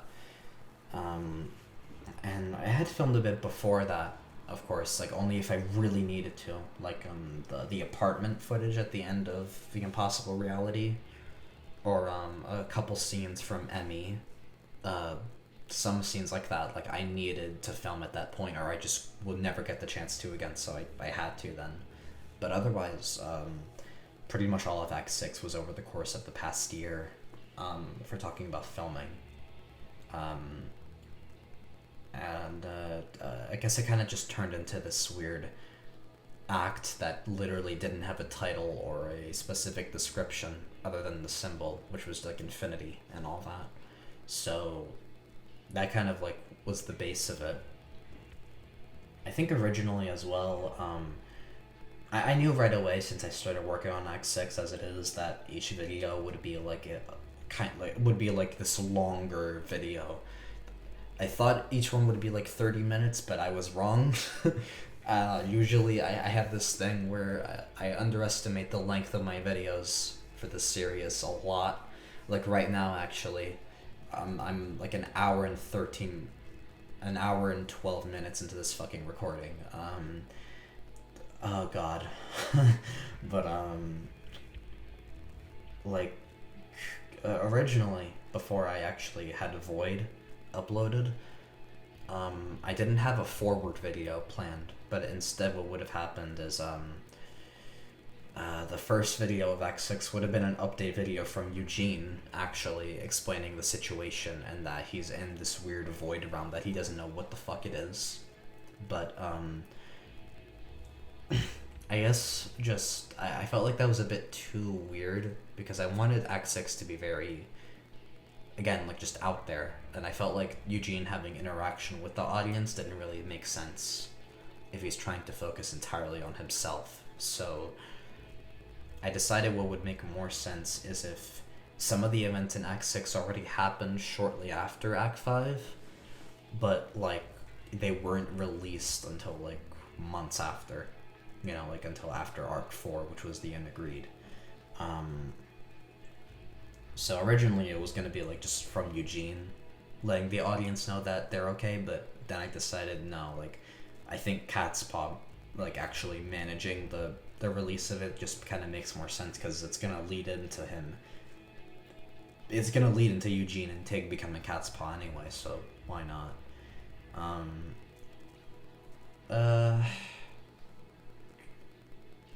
There isn't much I can say about Act 6 because honestly, it kind of went as planned. I really wanted Act 6 to be a very isolating kind of act, so I didn't have a lot of location plans aside from Arc 2. I mean, like, I guess Arc 5 as well, but, like, I didn't really have that much in mind for, like, locations then, because a lot of Act 6 is just in my house. It's a lot about just talking to the camera and kind of getting my feelings out, and that's... So I didn't really expect to, like, go to, like, all kind of different places. But,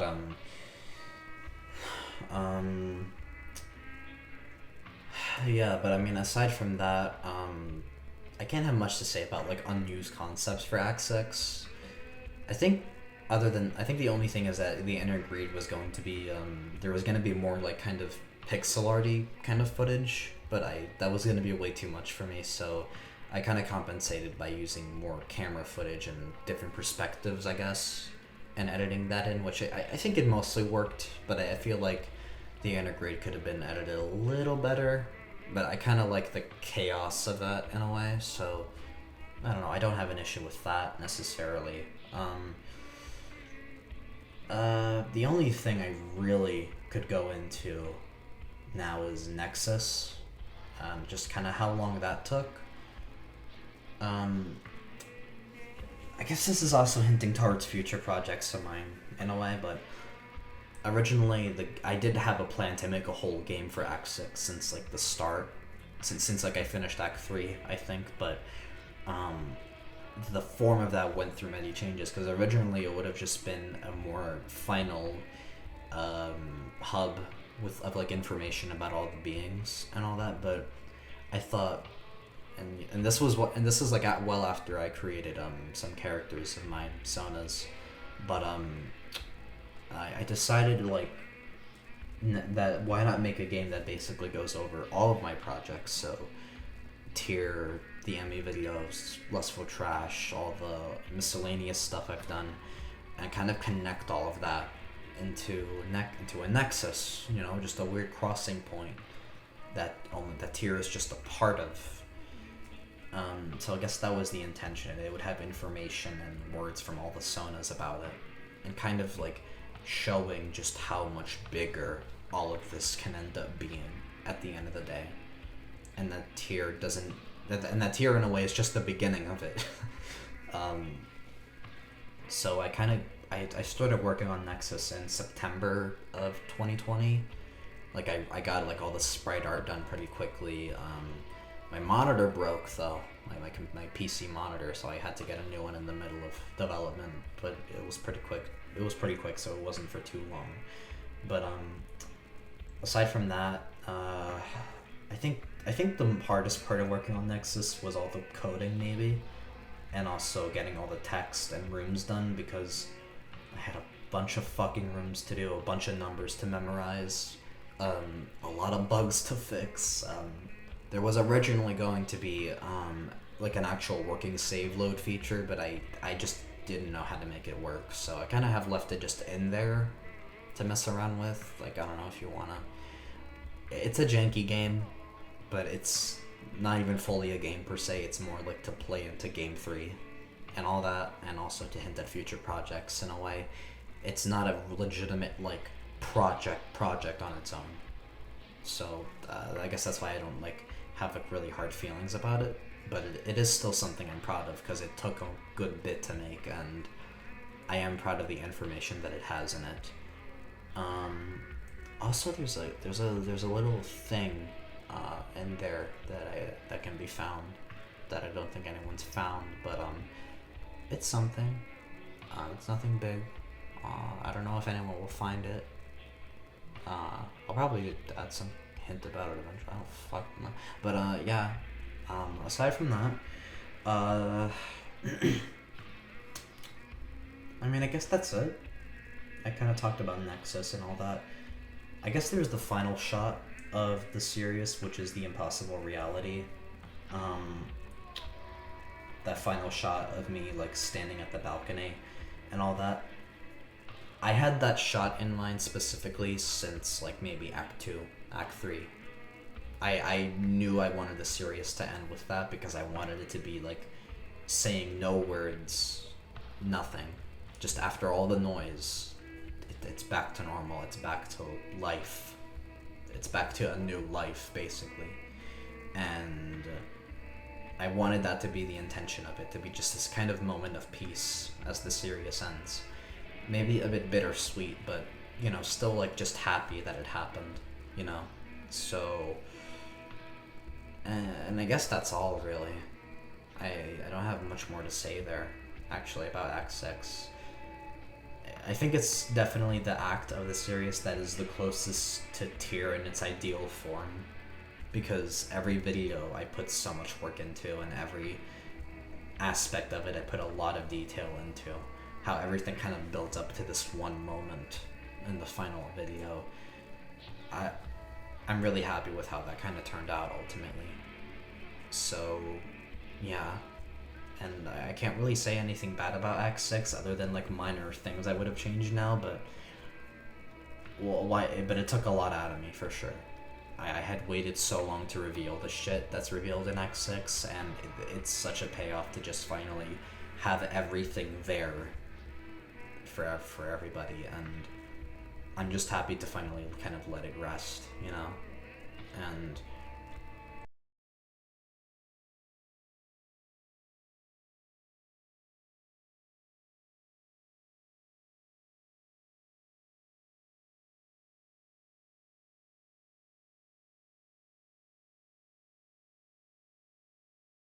as a whole, if I had to say, like, because there's so much shit to talk about still that I'm leaving out because this video is long enough as it is, but I'm just really happy with it, with Tier, you know, because it started from such a spontaneous place. I wasn't intending to make a web series. I literally wasn't, but it just kind of happened, and I just kind of rolled with it for years as I was going through school and more personal stuff, and I don't know.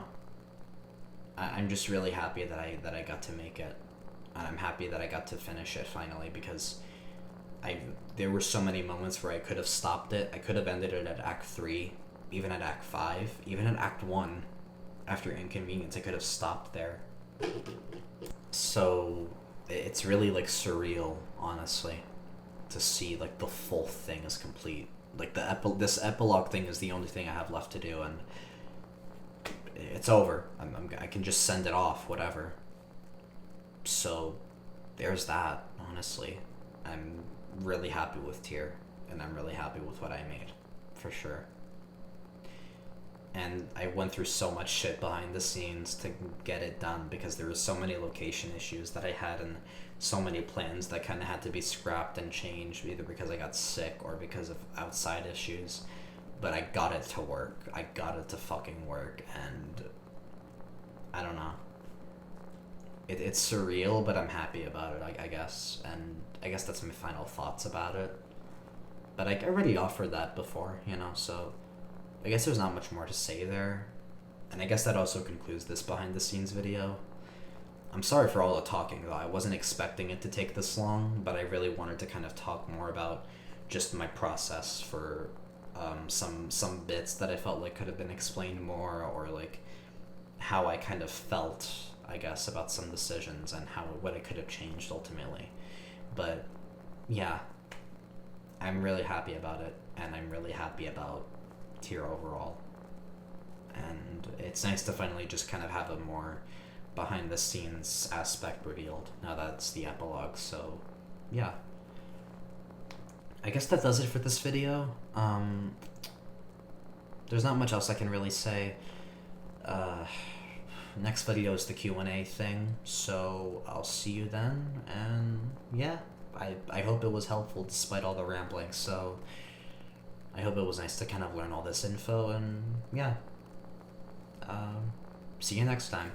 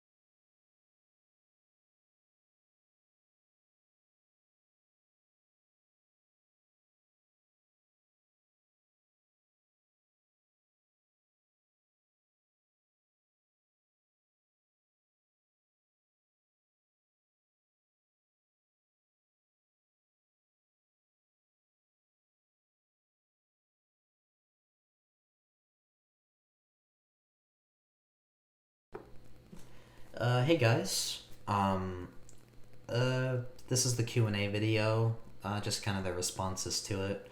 I didn't get too many of them. I wasn't expecting a lot though, so I don't really mind. But I got a decent amount, and this video won't go on for very long, but I don't mind that the behind the scenes video was really long, so whatever. But this is just kind of gonna answer the questions, and I'm gonna read them out as well, and maybe put them on the screen or something. So, I hope you enjoy it. I'll just kind of answer what I got. So, I don't know, not much more explanation. Let's just kind of get into it. I guess I'll start with this one question I got.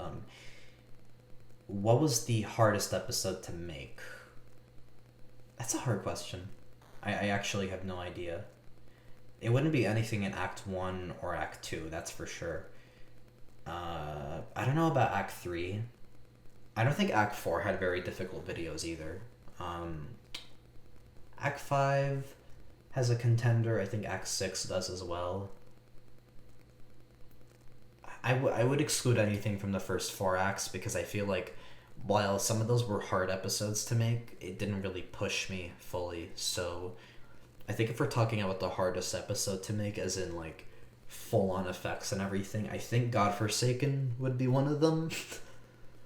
I wouldn't say I had like a frustrating amount of issues working on episodes, because I had a pretty good idea of what I wanted anyway. But Godforsaken had a lot of rotoscoping and a lot of trying to make sure some effects actually worked and looked good. And I still feel like I could have done better, but I spent hours just rotoscoping FLM and Azalo. It was fucking terrible. But I did it, thank God. And well, it's not really rotoscoping per se, but like the keyframing of it took so fucking long to do. So that definitely took a while, and also syncing, and also all the music and getting that to work and everything. It definitely did a lot on me. I think all the Act 6 episodes were pretty daunting to do as well, because they were all really long. And that obviously took a fucking while. Though I wouldn't say they were difficult, just they took a while. I think ME was a bit difficult because that also had some pretty fucked up effects, and the interread, that video like also was difficult. Although surprisingly, I wouldn't say the Impossible Reality was difficult to do actually. It took a while for sure, but it wasn't like difficult. I knew what I wanted there, so I don't think I ran into many roadblocks in that regard. I guess an honorable mention would be Recluse, because exporting that was a fucking nightmare. That was like the last video, aside from 15 for tier, that I exported on my laptop, and it was so fucking hard to do. There were several attempts, and like I got really frustrated about that. But aside from that, I guess the hardest episodes I've made are Godforsaken, The Intergreed, and maybe Emmy. I think those were like when I was pushing myself a lot there for talking about like videos specifically. Guess that's that for that question. Any plan to make another game? I'm not sure what you mean by that. If we're talking about like game 4 or something, no. That's not happening because tier's over. I don't have any plans for another A or a G because there's no story to complement it at this point. The story's over, the show's over. So in that regard, no. But if we're talking about Nexus, like a game, I don't know. If I do, it's not gonna be for tier. But I do have some plans in mind, but I'm not really gonna talk about it right now because it's entirely all in concept still. I'm not gonna say anything about it because you know how people are when they mention projects in advance without having made anything for it, and then they lose motivation because of all the pressure of having mentioned it to people. Yeah, I'm not gonna do that. I do have plans, I guess, but like to work on future projects that may or may not be in game form, but I'm not gonna say anything about it. It's just kind of in my head for now. I'm not gonna put any pressure on myself or announce anything. but I guess I have plans, but I don't know when those will come into fruition. But if we're talking like a ARG game, no. Game 3 was the last one in that regard. What is your favorite act? That's a hard question. I kind of like all of them, honestly. Whether they're spontaneous or I just like how they were executed or because of the themes, I'm happy with every one of them. In some way or another. But I think if we're talking about a favorite, God, it kind of depends. If we're talking about how I executed it, Act 6 would be my favorite because I think I did everything in Act 6 really well. I feel like those are like the most watchable tier videos, honestly, that I've made. Like the most cohesive ones I've made, honestly, despite everything. So I'm kind of happy with that. Like I could say Act 6 works as almost its own project even, but maybe that's a stretch, I don't know. If we're talking about aesthetics, Act 5, because I really loved working with those realms, I'm not gonna lie. They were a pain to edit and export, but I really loved working with Corrupted Realm especially. I love the fucking feeling of that realm, and I want to keep using that filter even for other things, maybe. Not like lore reasons, just, I don't know, it looks fucking cool. Act 5 was me just embracing that aesthetic a lot. And if we're talking about also that, I guess Act 4 kind of is a contender because I really love the cozy and kind of more grounded feeling of that act. It kind of felt like what I wanted to do in Acts 1 and 2 and maybe 3, but like a bit more finalized and a bit more refined, you know, like more experienced. And it felt like what I wanted to do before, but now like I actually could do it. And I guess I have a bit of fondness for that. And aside from that, I mean, I have some nostalgia and fond memories of the first 3 acts because those were my first, you know, those were my first 3 acts. And, you know, I have fond memories of working on each one, though if I'm really talking about my favorite, gotta be Acts 5 or 6, maybe 4. Any of those 3, I'm really happy with them, honestly. But I would say, like, if we're talking, like, just by sheer content and efficiency and everything, Act 6 does it for me. I'm really happy with how that turned out. Who was your favorite character? I love all of them. I really do. I love the lore I gave for each one, but I think Icarus is my favorite character because of the sheer personal connection that I kind of have for him, and also just kind of the way that he's developed because he was ME and he got pulled into this mess without really wanting to, and he turned into Icarus, and all the stuff that I've put Icarus in, I have a very special attachment to that.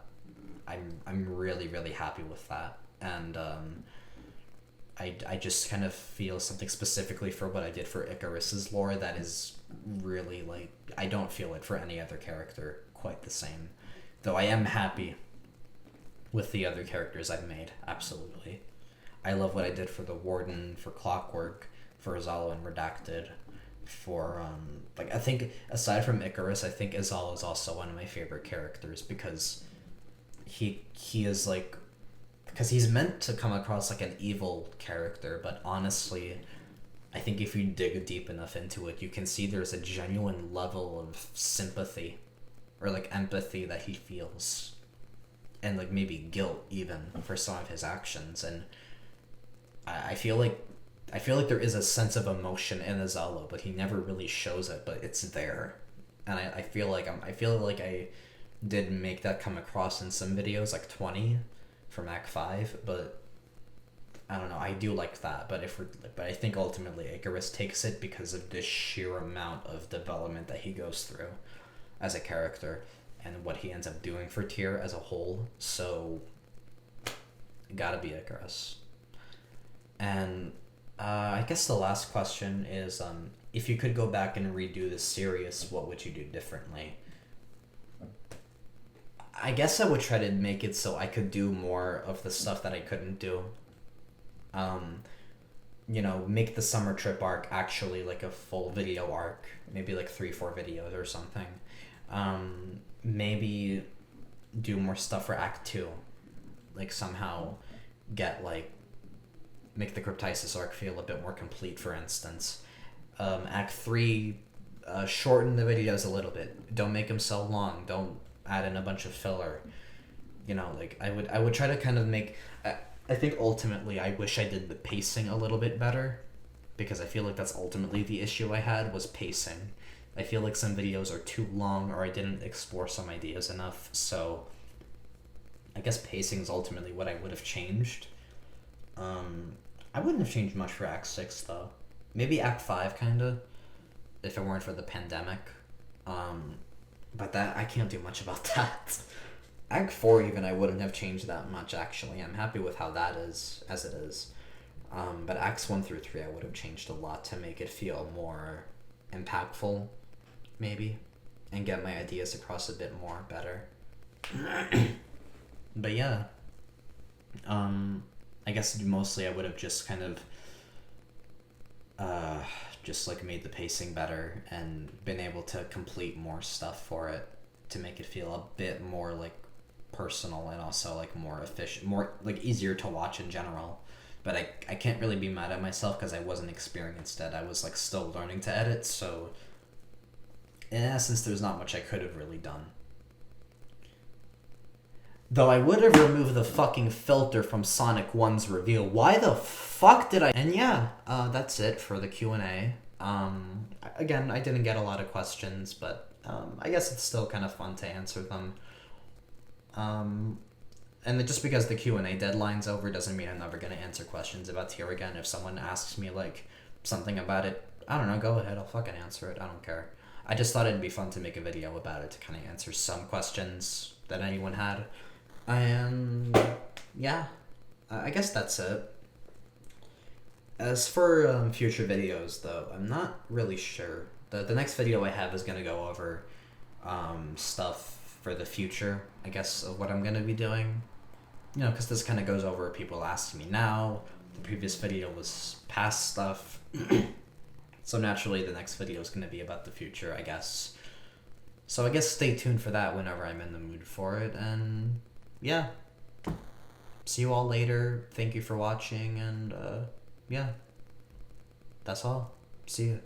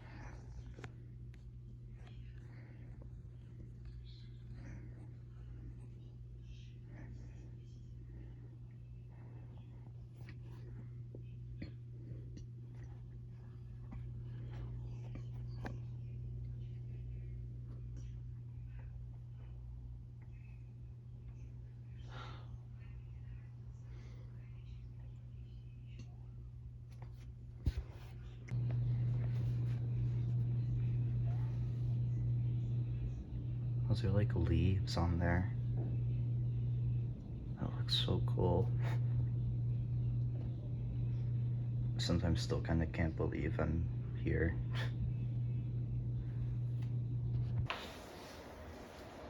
Hopefully the camera doesn't fall. God.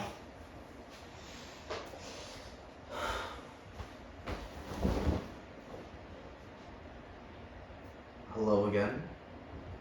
It's been like a week and a half, I think. I took a little bit of a break because the behind the scenes video definitely took a lot more than I thought. It's pretty early. I've been waking up really late. Honestly, just going borderline nocturnal.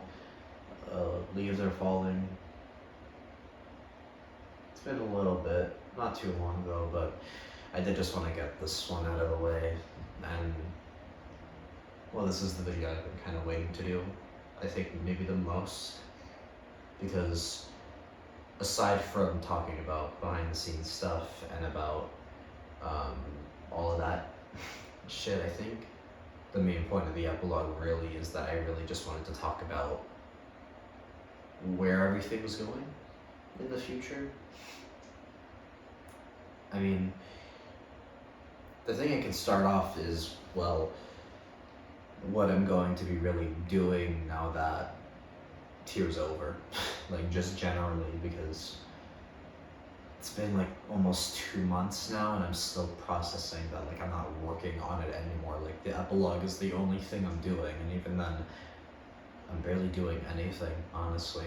It's just me talking to a camera or a microphone for like maybe 30 minutes, an hour at most. So, I don't know. But in general, this video kind of just is going to go over the future of things, because once this epilogue is done with, I'm not uploading to this channel anymore. Like, this is it. It's all said and done, for sure. So, I guess I'll just start with what's going to happen, I guess. I have 2 more videos left for this epilogue, and they're generally going to be a bit more simple in ideas. One of them, it's kind of a nice little callback, and then the other is a good way to kind of tie everything together. You know, just a nice little final bravado, I guess, before everything really rolls in, and that's it. That's honestly it. I have no other plans for this fucking series at all. And I'm glad, honestly, because, well, when I look back, ultimately on Tier, everything kind of, I think honestly I hit a point since a good while ago, like, where I kind of just wanted to move on to newer things, because Tier is, actually no, I'll get to that maybe a bit later in this, because I'm trying to kind of get through all the points in my head. But what's going to happen is there's going to be 2 more videos. They should be released soon. I think it won't be much longer. It won't be like another 10 days or something, I hope. The plan is that tomorrow I'm going to be headed out to Brooklyn, actually. It's Monday. It's the 18th, right? It's like the 18th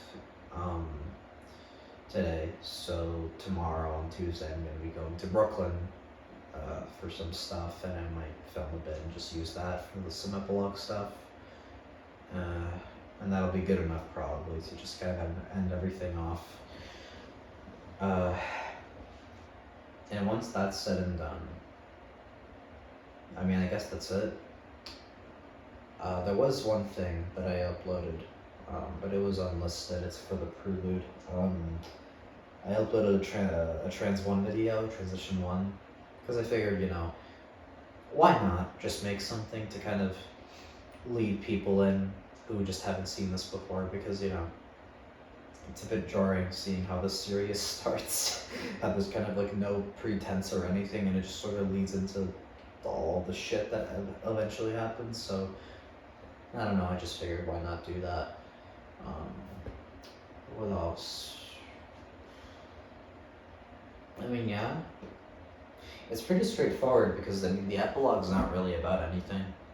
It's just kind of about talking about myself, and I did that for the past 3 videos. I talked about some stuff that some people asked me. I talked about behind the scenes and about myself in general. You already know me at this point. You already kind of get the whole gist here.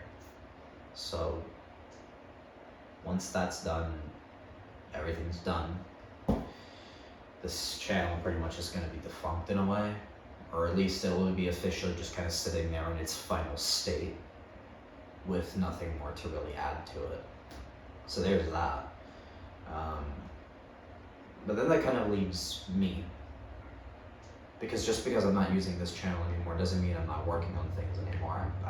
This is only my first project, and I learned a lot of fucking things that I don't really have to get into now. I got into that way before, but I definitely learned so much about creativity and about just myself through this fucking thing.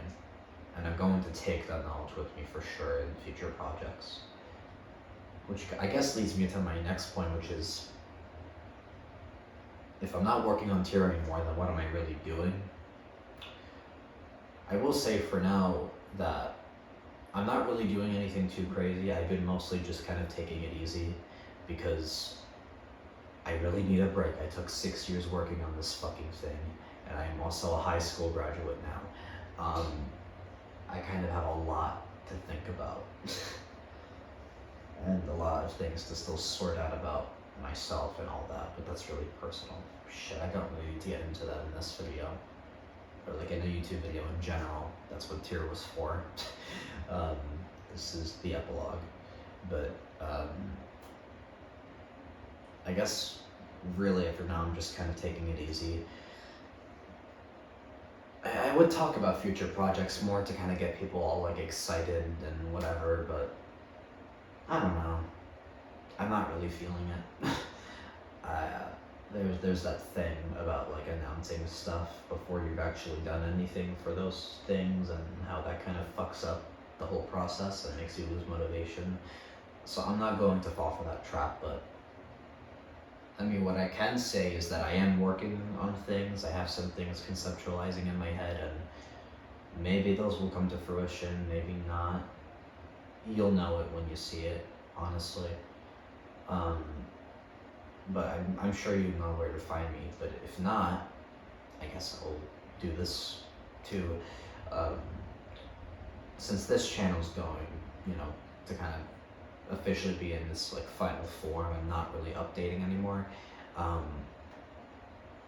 Everything almost that I'm gonna be doing from here on will be on the out of game channels. So if you somehow don't already know about me, and like you only just know me for tier, you don't know my out of game presence, I'm just gonna link the out of game accounts, I guess, the Twitter, the YouTube, all that shit, I guess. And if you ever want to follow me for any future stuff I'll do, whether it's like a shit post or music or some other big project I end up fucking doing, go ahead. Right now I don't have any exact plans, but I mean I do, but I just can't really say or announce anything yet. There's nothing actually there for me to show you, so maybe I hope I can have more things to show you, but for now I'm definitely kind of keeping everything on the low. But I do have a general, I guess, roadmap for what I want to do, and especially what my next kind of bigger project might be. So getting that out of the way, I mean, I guess what I could do is talk about whatever this bigger project is, I guess. I think all I really want to say about this thing is that it kind of is, a lot of the things I've worked on these past like 6 years have all really focused on a self-identity thing. Tier has been the most blatant about it, because it is literally about my experience with adolescence and growing up, and the changes that come with that, and the feelings that I had to confront as I dealt with those changes. Rebellion, guilt, sorrow, all those things, those are all feelings I had that were really present and still are present even now that the series is over, but they were especially prevalent in those years for me. The Emmy videos are also really centered around that same idea of self-identity and changes, but it was a bit more personal and a bit more specific than tier was, because tier was kind of this general all-encompassing thing, but Emmy's stuff was a bit more about a specific series of events, for me personally, that I just kind of had more than enough of. So I kind of just made those videos there to deal with that. Lustful Trash kind of also deals with self-identity and discovery, but in a kind of more specific sense as well. I guess if you could tell by the name, or if you couldn't, relationship related, I guess. But I guess there's not much more to say there because there's nothing really like vocal on those albums. So I can tell you at least that it was like about self-discovery and all that. And then I guess the only other thing I could mention is alpha and pre-alpha. And beta, I have to mention that too. But those are kind of more about my creative experimentation, I guess.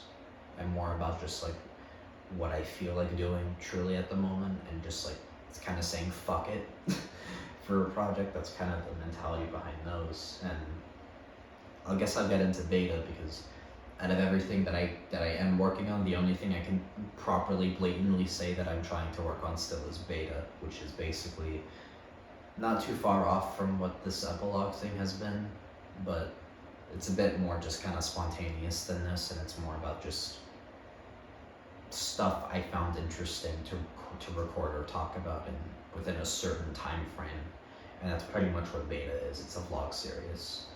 Maybe I'll like have an edit in an episode, or like a snippet of something, or it's just me talking for fucking, I don't know, 10, 20 minutes. Who knows? That's the whole point. Beta is just literally, I don't know what else to do, so I'm just going to do and say what comes to mind for like, I don't know, 13 episodes and see what happens. I was trying to do more of it earlier, but the tier finale got really fucking busy for me. I ended up finishing it a lot later than I thought I would. But I guess when I mentioned all these projects because this bigger thing that I want to do, and I don't know when it'll be out or when I'll really like feel confident in announcing it, but all I really can say is it's kind of I guess it's kind of like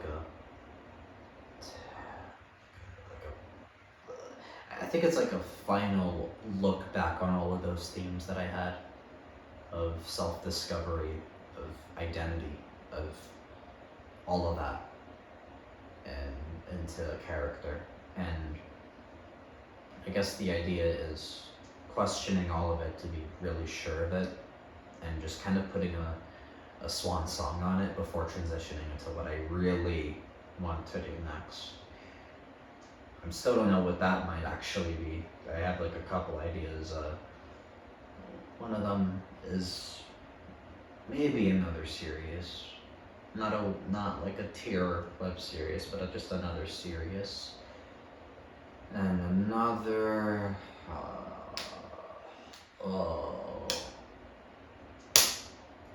That one. That fucking. Yeah, that one. But about this bigger project, I guess, that I'm gonna try to work on next.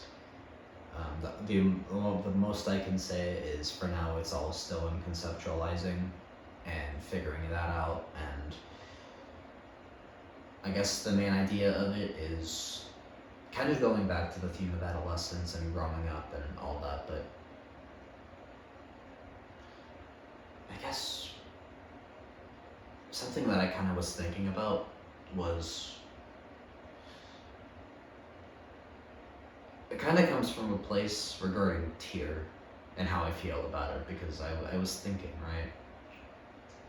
I enjoyed tier. I really enjoyed working on it, and I don't really regret finishing it or anything.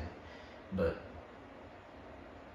considering the medium that it's in, and considering what I kind of was going through, and how I pushed myself to work, especially on the later 3 acts, part of me kind of wonders how much of it did I really do because I wanted to, and not just because I wanted to say that I finished a bigger project, you know?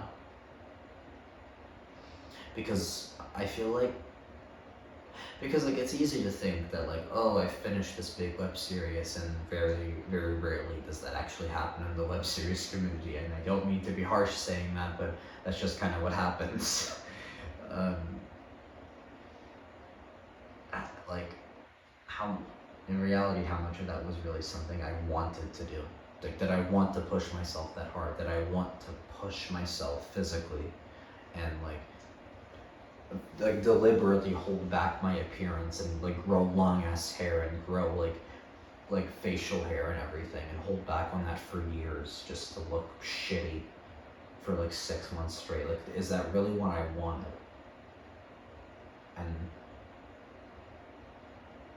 I think part of it just comes from the fact that I have such a specific aesthetic now and such a specific way of telling a story that I feel like in a way I pushed myself really hard working on this. And the thought that kind of comes to mind is I made it because I wanted to be important in a community, really. I wanted to make something with a message that would hit people. But I wasn't really making it so much to, like, how much was I really making it to please myself ultimately? Maybe that was, like, that's kind of what came to mind. Because, like, what about pushing myself like that really benefited me at the end of the day? And how do I know that I wasn't doing those things out of a sense of exploitation? You know? Out of being so kind of molded by the community I was in, that I kind of just did these things because I thought it would get more people involved. Or that I followed these tropes because I thought it would get more people's eyes on me. Because that attention can be very easy to try to chase, but what does it really do for you, you know? Okay, because you're trying to be somebody, but you're not being... Because you're trying to be anybody, but you're not being somebody at the same time, you know? That's kind of what I was thinking about. And that thought kind of... That thought is kind of strong, you know? Like I'm spacing out thinking about it. Like, I've had this thought for weeks, honestly, since the epilogue started, and even before that, like, how much of this is really because I want to do it, because I feel comfortable doing it, because it's in my element. How much of it is just because I'm filling a role in. And more importantly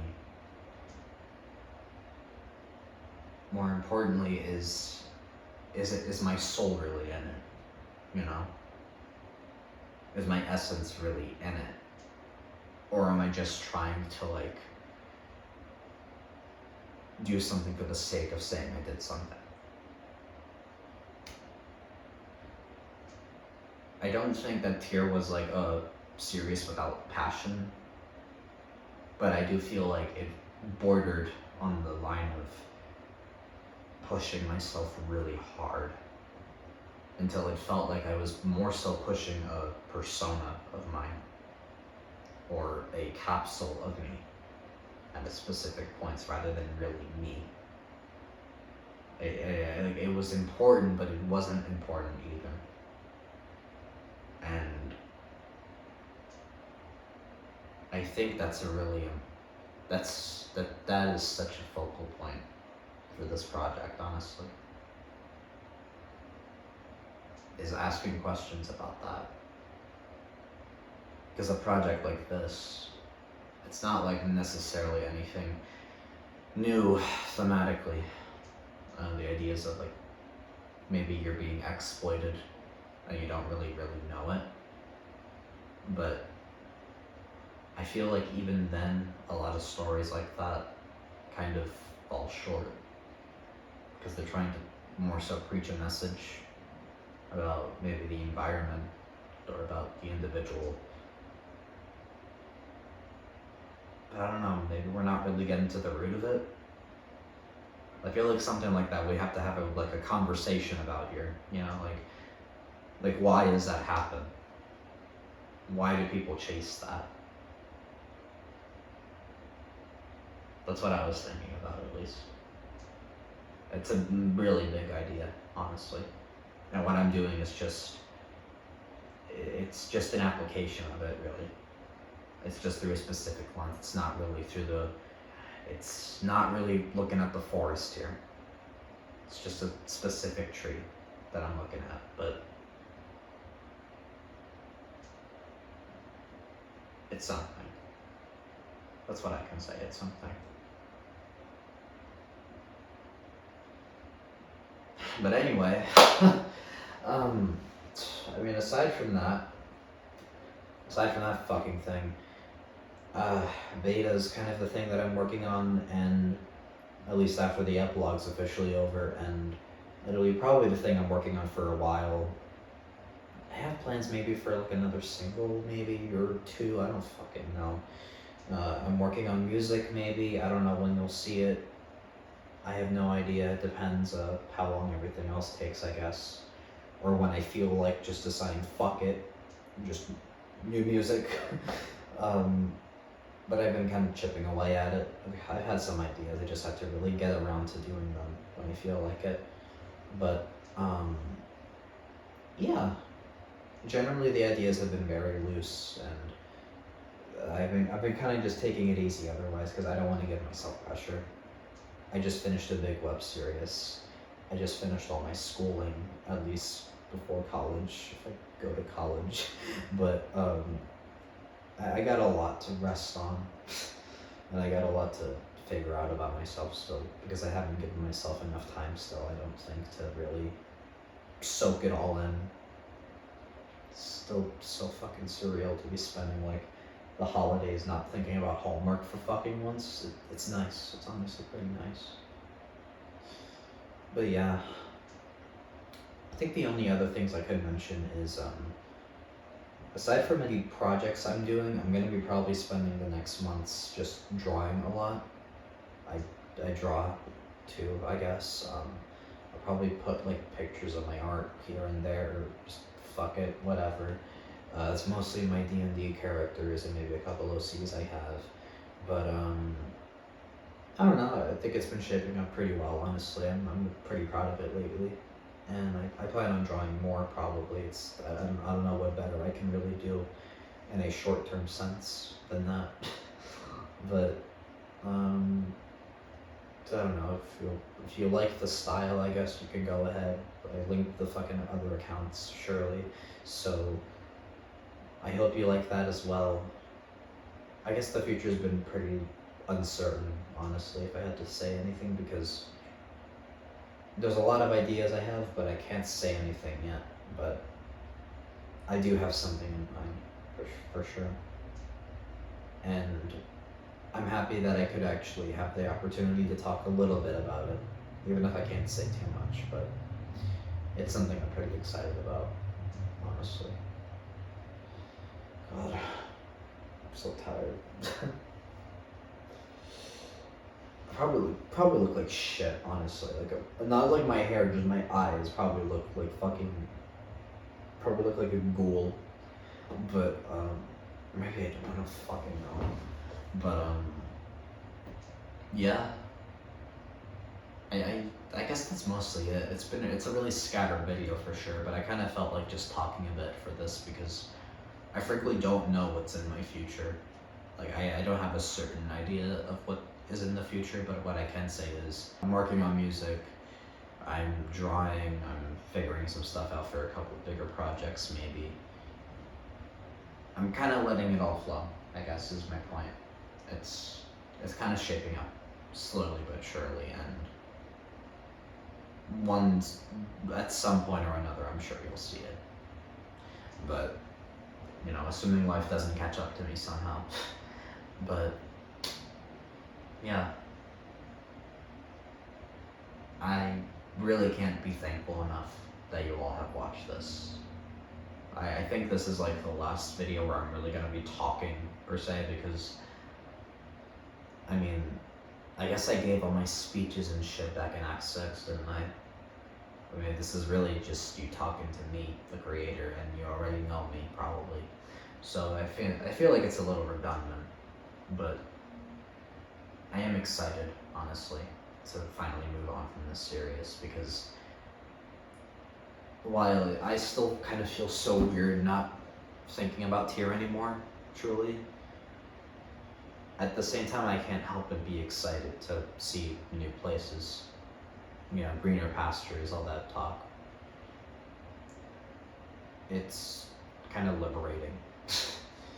And it's kind of liberating as well to think about doing something that feels a bit closer to where I really, really want to work in now, creatively speaking. Because I'm definitely past the point of like teenhood and all that. So now it's just kind of the rest of my life really is what the future is. And in all honesty, the thing that I can tell you at the end of the day is I'm just gonna see what happens. You know, I have a roadmap generally, but anything could really change, I guess. And if you want to still stick along for the ride of whatever the fuck I do next, you're more than free to do so. But I know regardless, either way, I'm gonna just do whatever the fuck I feel like, and I'm going to see how that fares, because if I learned anything from Tier, and if I learned anything from how I did Tier, it's that I kind of did my best when I wasn't really trying to follow any norms or rules, you know? Like when I was deliberately questioning things that are considered the norm or the standard. I feel like that's where I've done my best, honestly, as a creator, and I kind of plan on maintaining that idea from my future projects and just kind of going off. And I really can't be thankful enough, honestly, to have people who are along for that ride, because I have no idea where the next even year might take me, honestly. I still have no clue for sure. I don't know when the next bigger project will be out, but I do know it'll be something really special, to me at least. And while things are kind of uncertain, what I can say is I'm honestly doing the shit that I really want to do now, and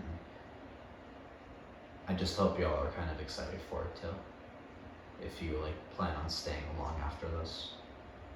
And yeah, I don't really have much more to say, I guess, because the show's over, you know, as I said, but it's certainly surreal, you know.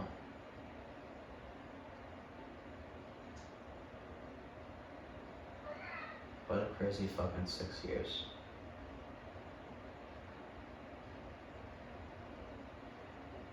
God. I might have a bit more to say in maybe like the final video of the epilogue, but I guess generally I'm just really thankful, I guess, and I'm excited for where things might be going.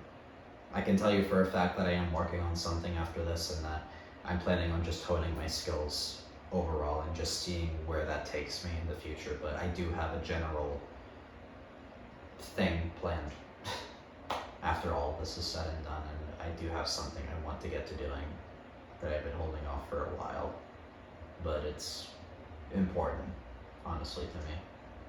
It's definitely ambitious and it'll take time, but there is something I really do want to say with that specifically. And you kind of got a glimpse at it already, but I guess what I can say is you'll see the fruits of the labor, honestly. The fruits of that labor, specifically. What I did before was kind of a test run, but this is more like I'm really trying to see if I can do this. And I hope that you'll be patient with me, at least. But for now, I guess let's just take some months to fucking fuck around and find out. That's all I can really do at this time. And yeah, I might have more to say in like the next couple videos, maybe, if I really feel like it. But for now, I'll just probably do some Brooklyn footage and, you know, give a nice little more official send-off from myself, I guess. Thank you to Tier, and thank you to everyone for watching. And I guess I'll see you later.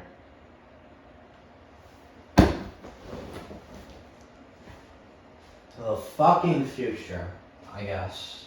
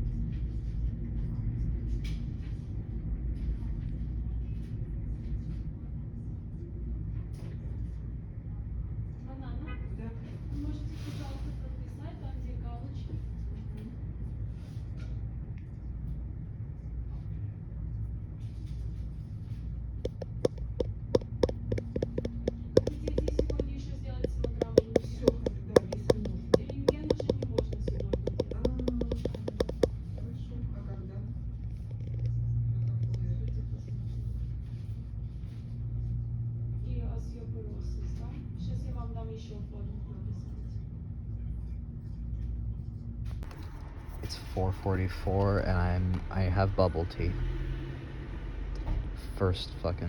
I haven't had bubble tea in years. I just want to mark the occasion. God. Fucking hell. I miss being in Brooklyn, honestly. I have not been here in a fucking while, but yeah. God.